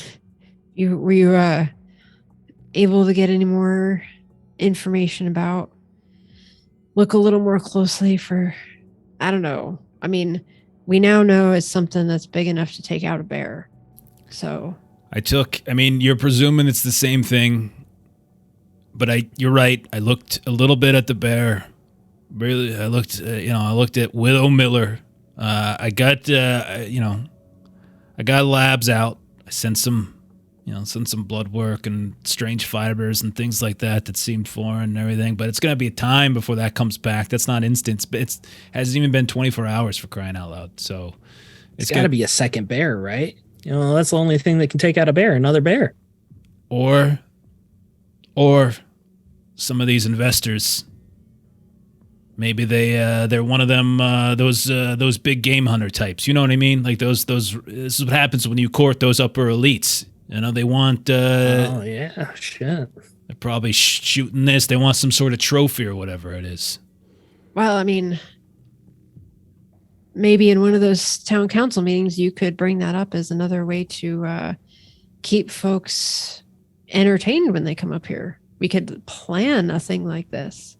And then when they come up, this could be like part of the experience when they come here. Yes. That's exactly what I should do as an officer of the law, is present as an idea something that is radically against the law as a feature of our town. Yes, Nora, that's great. Not the killing of the people part, but the, No. doing a little. It's a protected species. We can't get details. Do you think I want fish and wildlife on my ass? I got enough problems right now. It's your cousin. Fish and wildlife is your cousin. It's not like a whole department up here. It's one person. It's fish and wildlife is an We're entire trying to make industry. this town work, all right? And you don't have to keep shutting us down whenever we get a good idea, all right? I know how the two of you work, okay? I understand what you got going on, and that's fine and good. But we got bodies showing up now, okay? You want to take a little money from this or take a little money from that, or if you want to, help. I don't care. We got a dead body now. We do. And she didn't fall and break her hip, okay? All right, let's get a little bit more information about that. All right. So, yeah, go ahead and roll it. Okay. So, got 2 for me. Hal, is your dice pool 2 now? Yes, it is. All right. And didn't spend anything, so it's 4v5. Yeah, we're running out of character points. Mm-hmm. Yes. Hal, you want to roll opposition? Yeah, I can do that. Sorry, I forgot it was Hal. That's 5 dice. All right, that's 2 successes. I didn't roll a versus- single success. Holy crap. I rolled 3, 3, 2, 1, 1. Wow. This is the guy we go to for opposition right here. Hal's your man. He's such a All right. failure. It bleeds into his dice. So from a mechanical perspective, it means that we remove one die from the body and also either remove a die from the darkness or add a die to the event. I say remove a die from the darkness because that pool's looking kind of big. Okay. I will go ahead and take care of the So- body die. So the body is now clear and the darkness is down to 3. Darkness is all right. Okay. So I'm saying this while my nephew isn't in the room because, you know, these young kids don't want to hear the stories. But you, Bruce, you and my brother used to have conversations about the stories. You know the stories. Everybody always says they're just stories. They're not true. Nobody ever saw anything. But when you were looking at the bodies, did you see, like, you know, the stories always said claws? Did you see like claw marks or is it bites? We don't have a full lab, Nora. Okay, so take this all with a grain of salt. Your imagination's running away with you, but I can tell you this. There were definitely wounds from extraordinarily sharp but crude weapons of some kind. And the way that the patterns were formed, it certainly didn't look like someone took one knife and was just cutting. It certainly looked like claws. And it certainly looked... I'm sorry, Hal, you might want to cover your ears for this. It certainly looked like the widow was gnawed on. There's pieces of her missing. Her intestines, parts of her organs. Her heart got half eaten. Someone... I mean, the leg came free, sure, but someone... It's like they gnawed into her chest and just ate everything from the inside. That's just, what a way to go. Just. Could it be like a pack of bears? And maybe the one that was killed was like, you know, like they were fighting for like to be alpha of the pack or something? Yeah, sure, Hal. That's... I'll put that up on my board. How about that? I'm just throwing out ideas here. Okay, like I'm just trying to help. We all want this town to survive. The widow, she stumbled out in the night without any boots on, without any coat on, and she was running for something, and maybe she was running from a pack of angry bears. Sure.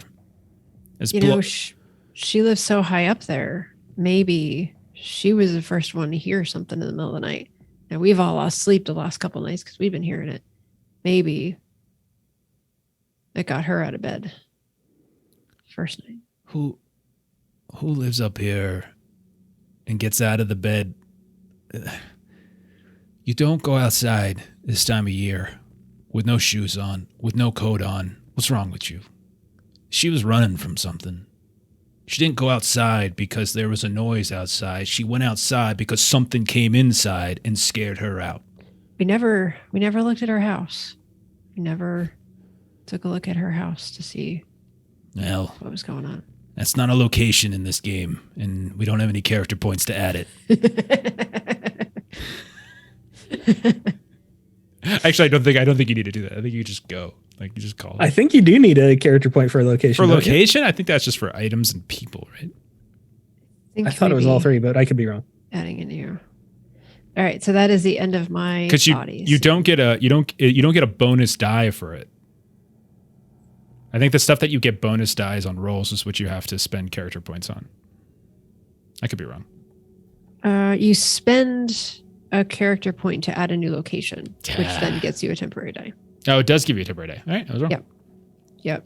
It's, I didn't want to correct you on stream, so I'm glad It's Melissa a did. player character, new location, new civilian, new item.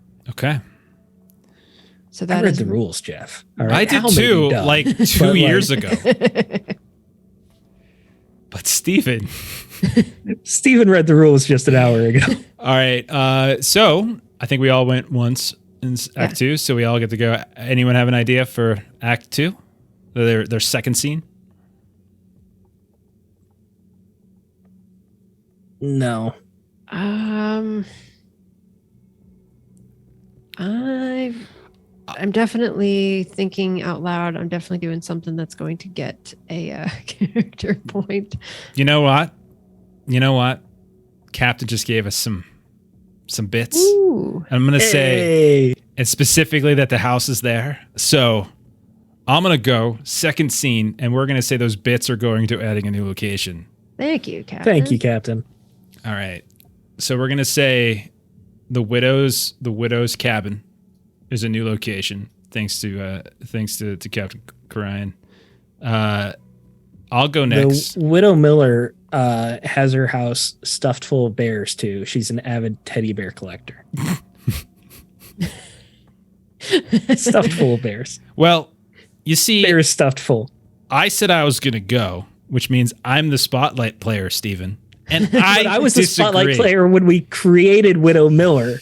And this is a trait of her, not of the location. But we're going to the cabin now while I'm the spotlight player. So who are you bringing with you in your scene? So I was originally thinking of trying to mend fences with Steven's character, but I don't want to. No. I feel like I've done all my scenes with Nora, so I'm going to change it up, and I'll say I will actually bring Hal this time.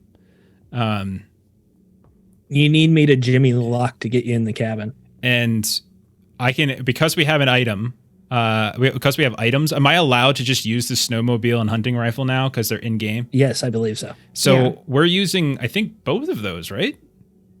Yeah, they don't give us dice anymore, but we can use them. Right. So I think you and I are taking the snowmobile, a hunting rifle, and we're heading up to the Widow Miller's cabin to figure out just what the hell's going on. And even though I'm going to say, like, let's bring Bruce with us, but we won't take a die just so that Melissa can be in the scene. I think it would make sense for, like, the cop to come. Oh, yeah, absolutely. You know what I mean? But we just won't take the die from it. Are we all on the same snowmobile?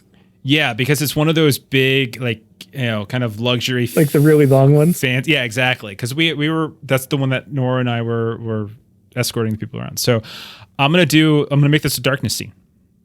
Right, I'm gonna make it a darkness scene to try to figure out what exactly is going on.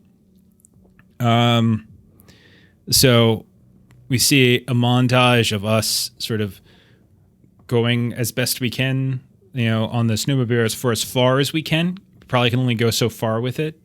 You see the sun is sort of fading a bit in the, over the western ridge of the mountains. And we're trying to get all of this done before nightfall so we can get back to our freaking party and we can host, but we got to check this out, etc. And so then once we get to the part, there's a part where we just can't take the snowmobile maybe the rest of the way. And we just start trudging up the last like 100 to 200 yards up the ridge to where her home is. When we get there, I'm going to say we see that the cabin, as we might expect, is in shambles to some degree. We see the door has been ripped off, the hinges, and kind of shattered to the ground. We can see trails of blood, like old trails of blood, like inside the first couple of steps of the cabin. We can see like the window, like a window has been like shattered. All of her teddy bears and stuff have been knocked off their shelves, or disarray everywhere. And so everything is just like utterly is absolutely and utterly in terrible condition. And we can see that like there's blood in here at the very least, whether or not, it's stained and all that kind of stuff. So why don't we go ahead and do the roll first to see if we actually discover anything here. That make sense? Yes. Who do you want to roll opposition? I want you to do it because you suck at rolling apparently this game.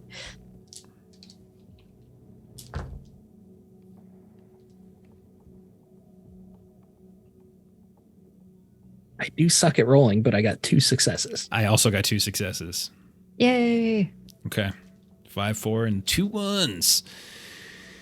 So the 3 of us come in. I would imagine like Bruce is probably leading the way because he is the official cop, and the 2 of us are just sort of there as well, with, kind of a weapon, and there's wild animal, even if it's just bears we're thinking about. And we see blood everywhere. Like she's been attacked here, and then she like kind of ran.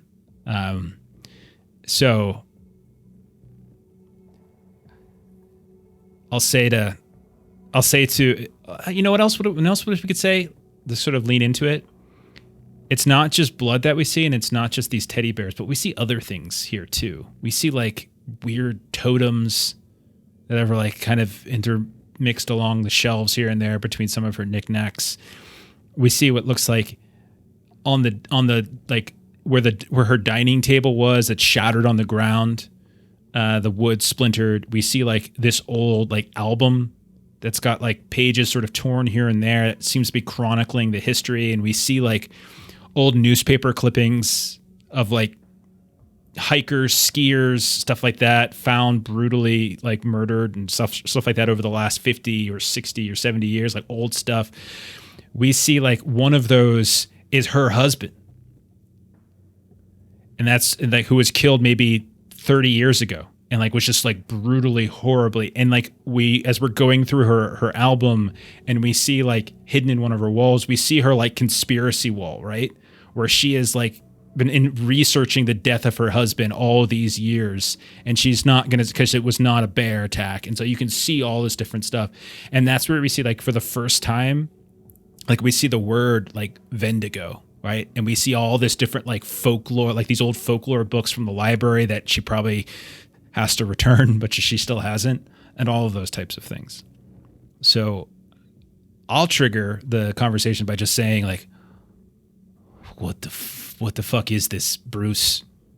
Bruce, what the fuck is this, Bruce? Bruce, what the fuck is this? Well, I know you don't like to hear the stories that, your dad and your aunt tell. What are these stories that you all are talking about? I keep hearing stories. Make-believe. What are the stories? They're make-believe, Hal. They're make-believe, okay? He was a drunk. He was a terrible father. He was a terrible husband, and he was a drunk. And he made shit up, Nora, okay? Come on now. I know he was your brother, but enough already. Oh, my God. Bruce. I got confused because you sound a lot like her. Yeah, Bruce, your voice cleared up. That's goodness. great. I got confused, okay? And what of Miller? She wasn't a bad person. She was a woman who lived up on a mountain all by herself and insisted on everyone calling her Widow Miller. She wasn't in the right mind. I don't know. I mean, everybody else wanted to pretend like we live in this great place that we can bring investors to and all this, but all of you are just ignoring the fact that there's dangerous things out there. And now these dangerous things, now that y'all are building in that building, because again, I know you don't like the stories, but your family had some stories about that there building right where you're putting the hotel. And what do you think you make of the fact that body was all the way from up here? Like here's where the blood is. This scene started up here. And for some reason, that body goes all the way down to the hotel. They're just stones, okay? There was no significance. This isn't some Easter Island Stonehenge shit. They were just stones on a hill. They cleared them to build a freaking hotel. That's all this is, okay? It's nothing special. They didn't pertain to anything. They were just stones. Don't try to say we built on. Dave, that's a long way to the hotel. She didn't have a jacket on. She didn't have boots on. There's no way she got from here to there. Here's the thing about stories. You don't have to believe them. But when they start killing people, whatever it is going to kill you, whether you believe in it or not. So what are you trying to say? You're trying to say there's the Vendigo up in the hills here, up in the mountains, and they dragged her body down the mountain and left it in pieces in my backyard? Is that what you're telling me? Well, here's where I see this. if we're T minus 6 hours or so before this party shit. later, we can plan as if there is some kind of creature out here and say, well, if there is a creature out here, what will we do? Or we can just say, oh, I guess it can't be a creature because, we don't believe the stories. No, all we need, you've got a gun, I've got we got plenty of freaking guns. It's Montana. We have all the fucking guns. Just get a couple people with guns. You can set up as guards whenever the event's happening, okay? Do you like living here, Bruce? Do you like living here, Hal? Do you want to keep living here? Couple $1,000, I could set up an electric fence around town square. Nothing's going to get past there. Make it tall. I don't know if we have that in the budget. I don't know if we have it. I don't know if it's last minute too. I'd have to hire some guys. Hal, I'm leveraged. I'm tapped out. I have no money left. The family, there is no family fortune left. Okay, we've got nothing. I've put everything that our family has into this. Nothing. It's a city expense. It'd be billed to the city. It's the same thing. Who do you think is the city? My family is the fucking city, man. Oh, don't keep going on. My family's the city. Yeah, you're the fucking city. Point to an industry, Hal. We're the city. Us, the people. We're the city. Not you. You got to get over that ego, man. T minus 5 hours and 30 minutes. The mines are closed. We don't have any workers. No one brings in anyone there. What do you think we're going to do? We're going to bring in tourism with the rusty fucking fork? We need this place. We can't, this. I mean, she's got real good coffee. And those bear claws are, I go to those bear claws every morning. We're 3 hours from the closest airport. You're not going to drive 3 hours out of your way for an above average cup of coffee. Yeah, above average is generous. I love Laura, but man. I was just trying to be nice. Okay, those, not a word of this. The bear claws and the coffee. Not a word of this to anyone. Us, Nora, Beatrice, that's it. That's the brain trust. Nothing. I don't want to hear talk about freaking, boogeymen up in the mountains around the investors. I'll see if we can scrounge up the money for the fence. Can you get it up? And he's like looking at his watch. He's looking out the window. The sun's coming down. There's not that much. Like I said, I'll have to hire some guys. I got to buy materials. I got posts. I got the generators. I can do it. Gotcha. 10 grand. You're a son of a bitch. You're just a real son of a bitch. And then he just walks out at that point. And that'll be the scene.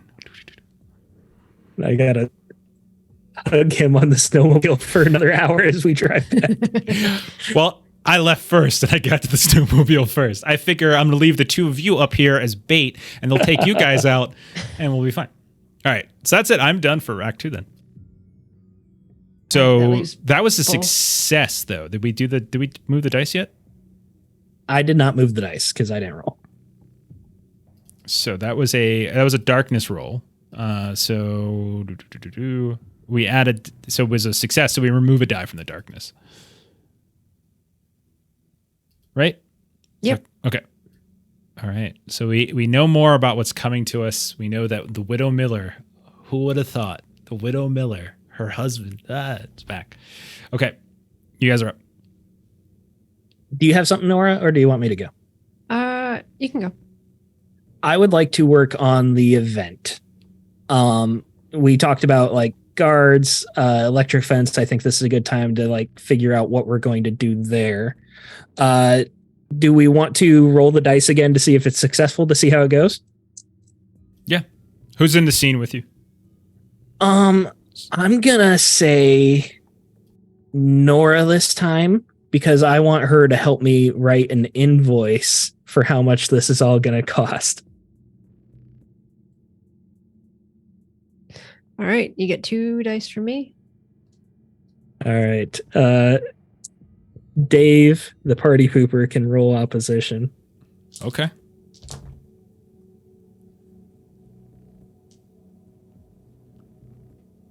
What'd you get, Dave? Oh, sorry. I roll 5 as opposition, didn't I? You do. Okay, doesn't change. 2. I got a 5, a 5, a 5, and a 6. Okay, that's more than 2. I'm proud of what I rolled, okay? It's the best I've rolled all night. All right. So, Nora, we got an opportunity here. They need electric fences up. We went to the Widow Miller's house. We don't need to go over it, but they need something to keep animals out. So I'm thinking if we cover those two streets, that street over there, block off the alley, we can move a dumpster or something like that, and then we'll just have the main thoroughfare in and out. If we get electric fences set up, we'll be good. It's going to cost them, though, and I need help doing the math. You know the math? You know how to help me with the math? Can we do this? Can we get this? We got to go. We don't have time. Okay, here's the other thing I'm going to say is math, I can help you with the math stuff, but also we don't want these folks walking down Main Street and looking around like they got razor wire like they're in a prison. So something else, like I get the construction stuff, but you also got to look at like eye lines, and you got to see like how do you keep things so that people don't see them. Like, it's kind of like they're doing. You want to like put trash cans in front of all the lines and stuff, to like block the view. You know how they do cell phone towers nowadays, where they kind of look like a tree or something, but it's actually a cell phone tower. Like I think so. We need to buy a bunch of fake Christmas trees. Sure. That's all right. So I'm thinking that'll be an extra couple grand, right? Where are we going to find that many Christmas trees? It's going to cost people money. I mean, we've got John down the road with the Christmas tree farm. I'm sure you can.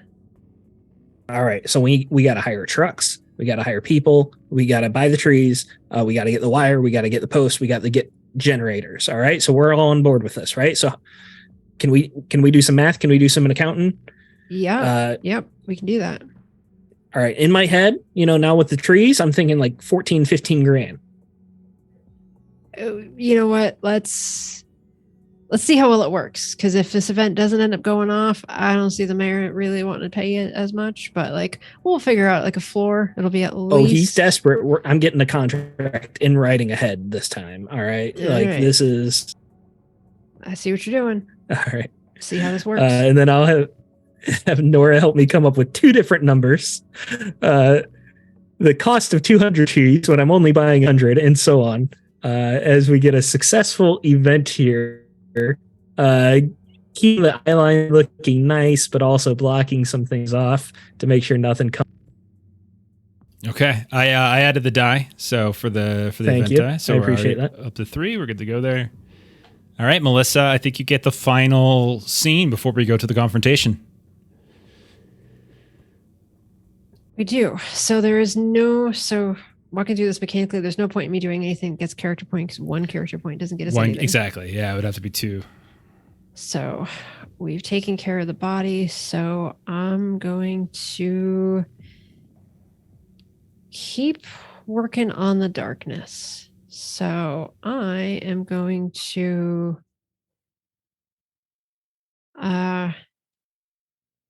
so let's see if this works. What I would like to do for this darkness, and maybe this goes a little too far afield, but I would like to do a scene with my nephew in which I basically get him on board that this darkness is real and it is, in fact, some creature thing. So we could say that. Okay, so this is for the darkness. Okay. So yeah, and that's what I'm trying to figure out how to flavor it, but it's essentially the darkness, but I'm thinking like if we can get the people in the know to actually believe that the darkness is what it is, then maybe forgot my name for a second. Dave. Maybe there's something Dave knows that his dad told him or that he witnessed at some point and he knows is true, but he's like in denial and he doesn't want to say it. And like, if you succeed, he's out with it. He comes up with it. And if you fail, then he keeps it suppressed or whatever. Okay. Something like that. So I'm rolling 4. Dave, if you want to roll the 5. Okay. Oh my God, that's a terrible roll. This was a very good roll. I rolled 3 1s, a 2, and a 6. 1 success. I rolled 2 6s, a 5, and a 3. 2 6s, a 5, and a 3. Okay. All right, so it's 3 successes, 2 6s. 3 successes. Yeah, 3 successes. So you're good. Yep. All right. Where are we when we have this scene? We are in your office. So mayor's office, I would say. You're giving me the paperwork. I'm going through this paperwork, and I'm just like, this is like how it starts. Like, 15 grand for fucking Christmas. I'm not paying for this, Nora. I'm telling you, we can't. We gotta keep this out of sight. Out of sight. I don't know. It wasn't basic materials. It's some other stuff going on. But and so what I'll also when I hand you the book, I also hand you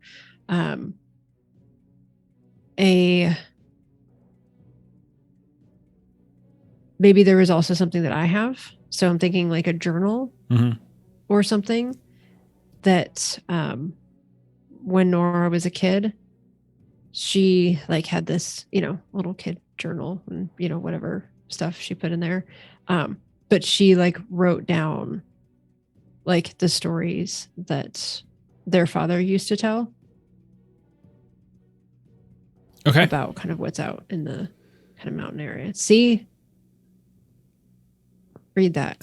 And so he reads it, and like maybe the whole time he's like kind of like he's been every now and then like during this whole time, like when he stresses out, like he's like scratching like on his shoulder every now and then.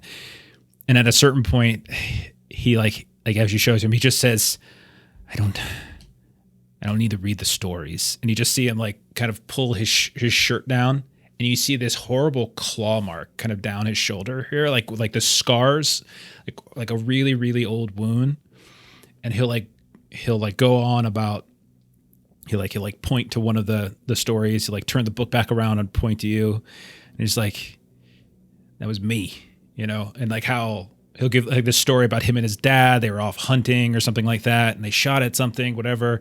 And like he got attacked or whatever. And like in his mind, he always thought like it was, it was just a wolf. It was just a wolf. It was just a wolf. It was just a wolf. But maybe it's more, maybe it is more. Dave's just been in denial for too long. I know I'm not going to defend my brother. You and I both know the kind of person he was, but just because we didn't always believe the messenger, stories were real. What do you want to do about it? You know what? That Hal can be a son of a bitch, but I think there's a good plan. I think, we just got to get through tonight. Because if we get through tonight and we get the investment, then we're going to have the money. You can pay Hal all the invoices he's sending your way, but we need to take this seriously, and we need to get together, and we need to do what we can do to keep this mountain safe. Okay.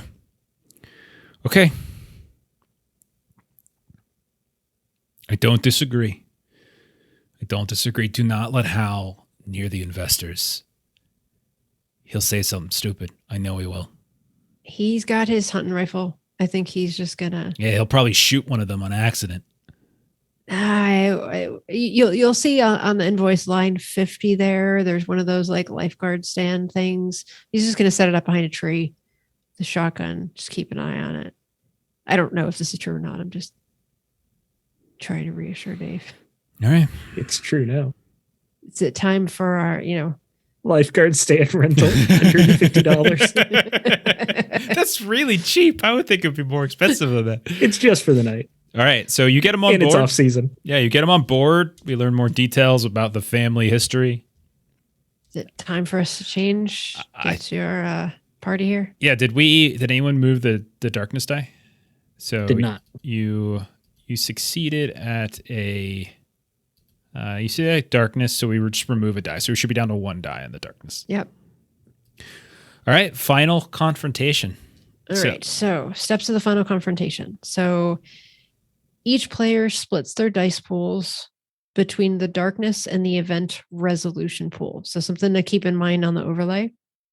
So the darkness, those two darkness die, that's the opposition roll for that. So those two are basically bad die. And so then we just have one. To make just one. Just the one that's there. So we basically have to make kind of a separate pile to fight the darkness that we can pull from what we have. And then the Okay. event, we have 3 in the pool for the event. Anything we add is adding right to that number because that's like the positive roll. Okay. So we've got 3. So we have 3 in the event and we have 1 in the darkness. And don't forget that the opposition of the event roll is the number of negative thumbs relationships, and none of us did that. So We have not improved our relationships at all. so I tried. yeah.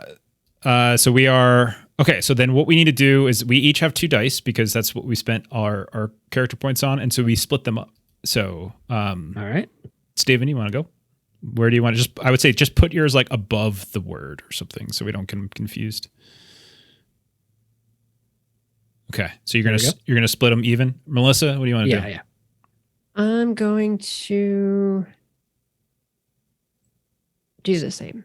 Okay. So I'm going to do event and darkness. Okay. So we've got basically 5 die versus a difficulty of 3 die for the event, and we have 2 die versus 1. I'm going to go ahead and put them both in darkness. 4 to 1 and 5 to 2 sounds like pretty good odds. Right? Okay, so Yes, sir. all right, so then so we have how do we want to do this? Who wants to roll what? All right. And then just for kind of learning purposes, we didn't have any extra character points, so we have nothing to cash out for extra dice. We did not have any remaining dice on the body, so we didn't have to split those. So now first we resolve darkness first. Okay. All right. Steven, you want to roll a 4? I'll roll opposition for darkness. It's only 1 die. Okay, yeah, you go ahead and roll opposition. I'm rolling poorly though. Okay. Melissa, you want to do you want to do the 4 die for Sure. for the pro? All right. I failed. Okay, so all you have to do is get 1 success. 2 successes. Okay. Hey, All right.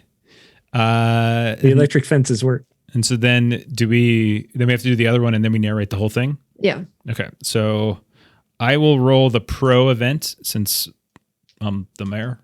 Who wants to roll the anti-event, the 3 die? Steven, you want to roll the... Okay. Okay. 3 you said for the Yes. thumbs down, right? Yep. Oh, God. Sorry. I got a 3, and a 1. I got a 6, 4, 4, and then 2 fails.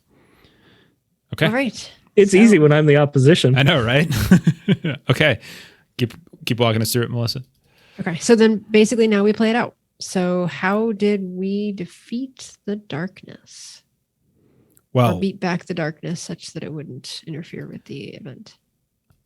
so I like to think that you've got the fence up, you've got some spotters like that Hal was able to set up, right? But I think that maybe there was a few moments of like shadows moving about, but I sort of think like maybe it was just like a eerily quiet night almost to some degree, or do we want to make it more bombastic? What do you I'm think? fine with an eerily quiet night as long as we hear the zap of the electric fence go at least once. Yeah, I mean, like more than once we hear like maybe an animal like get up a little close. You kind of come over and you see what almost looks like the fence was like kind of clawed at briefly, and like maybe a tiny spoke was cut by like one of those claws, and like maybe we see like strange paws in the snow, but somehow that managed to. A few parts of the fence have some melted fur. Yeah. Burnt fur hanging on it. Yeah, exactly. We did some damage to it, but Okay. it's still around. Okay. Yeah, I mean, it's ours to make up, so we can either say we completely demolished the thing or we left it there. So I'm good with leaving it there. So I kind of like Australis's comment in chat, which was like, I didn't intend for this, but like the idea of like that, like, so that I want to think like one of the reasons, like maybe Dave is missing for a large part of it, like strangely enough, or like maybe like we end at some point later on with like looking at the basement of the hotel and there's like the classic like what's it called, like iron door, like down there, and he like hides himself in or something like that. That's one of the reasons why. I don't know. I see. Like he's been in denial this whole time, like whatever, or he knew about it the whole time. Mm-hmm. But he's like, it wasn't me. I wasn't the one that was eating these people. Post-credits scene will be Dave and Beatrice at therapy, where she's saying he's always hiding from me. Yeah. He has his own room in the basement. He never lets me come in. And he's, and then he's gone all the time at night. Like he just gets up I think he's seeing another woman. He has to be. Yeah. And and then like he's always throwing away his clothes. Right? Like he's like, I go to wash his clothes and like half the clothes are gone because he's throwing them away. Like, why would he throw them away? Because what? Because there's lipstick on them? Because there's some other woman's perfume? Is that why? And he's always complaining about how we don't have any money. Is he spending it all on another woman? There's no reason we shouldn't have any money. Well, these aren't questions for me to answer. You should turn to each other and ask each other those questions. I thought that we're both playing Beatrice here. And then like the last scene that we have. I was playing the therapist. Right yeah, I know you were. But like I meant Jeff and I. And it turns into a comedy and then the camera turns over to like Dave, and Dave's just like, I'm a werewolf. Okay. The event goes off smashingly. So I would say with the event, the investors are incredibly impressed. We throw them a wonderful soiree. We have ideas about the ski lift that we're going to run kind of the entirety of the mountain. So that's going to be another kind of sightseeing idea that we have to expand the mountain. We've got where the snowmobiles are going to go. We're floating this idea of this like hunting that you can do while you're up on the mountain. We just are just giving them so many different ideas, and they are just, kind of soaking all of it up. They're very impressed. Nice. Not to mention they are constantly complimenting the electrical infrastructure of the whole event, the lighting, the ice skating rink. Whoever set all this up did a really good job. Indeed. Jeff, we get to narrate this however we want. You do. However we do. That's fine. Okay. All right. Is that it? Yeah, we were That was a fun session. successful. Okay. All right. I had no idea I would end up as a were-moose. Yeah, that's what it is. You just start seeing like the antlers start growing in the middle of the therapy session as his anger begins to fuel. Oh my God.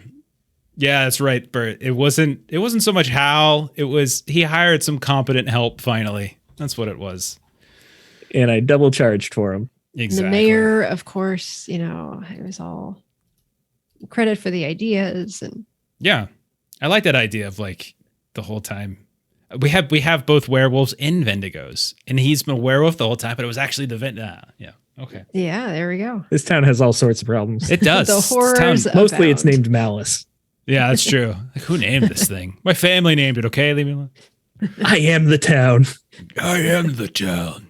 You can't handle the town. Okay.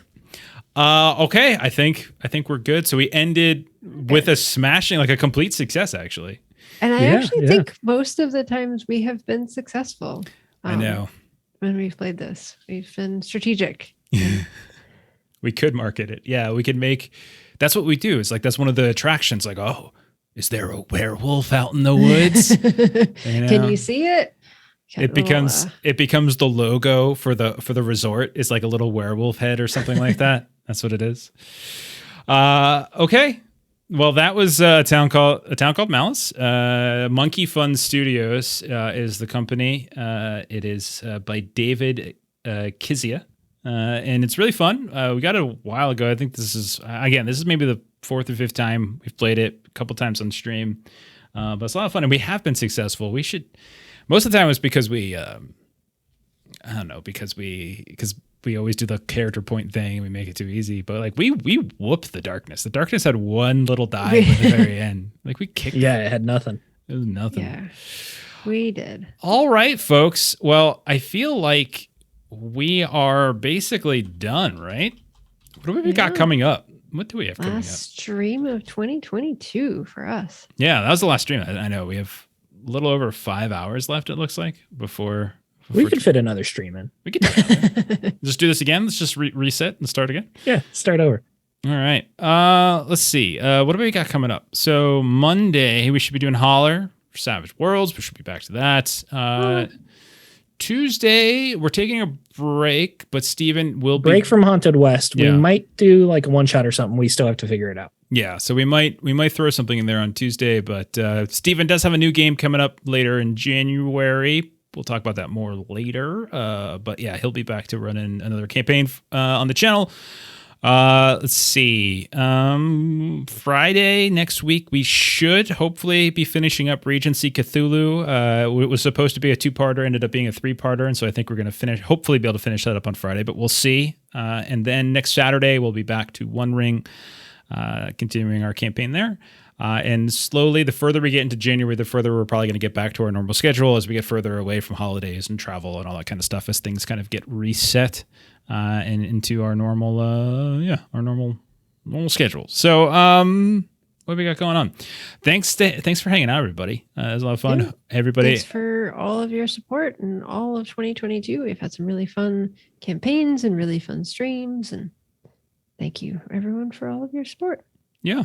So Happy New Year. Happy New Year. Let's see. I'm going to try to find a raid for us, though most of the people I would normally raid are not up.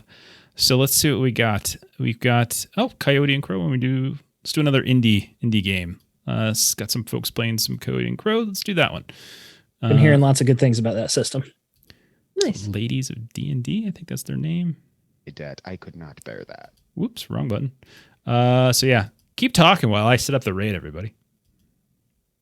Looking forward Nora, to. did you get him to sign that contract before the invoice? You got to get the money up front. After this thing is over, you know what? New Year's Day, we're going to sit down. We're going to do some bookkeeping. Didn't have to be in character. You could have just been like, hey, everybody, have a nice, safe, happy New Year. Enjoy your time out there. But anyway, we're raiding. Follow the raid. Follow us if you haven't followed us. Follow Ladies of D&D if you, when we get there, be nice, be happy, enjoy the new year. And we'll see you on the flip side in 2023 with more streams. So good night, everybody. Bye, everybody. Happy New Year.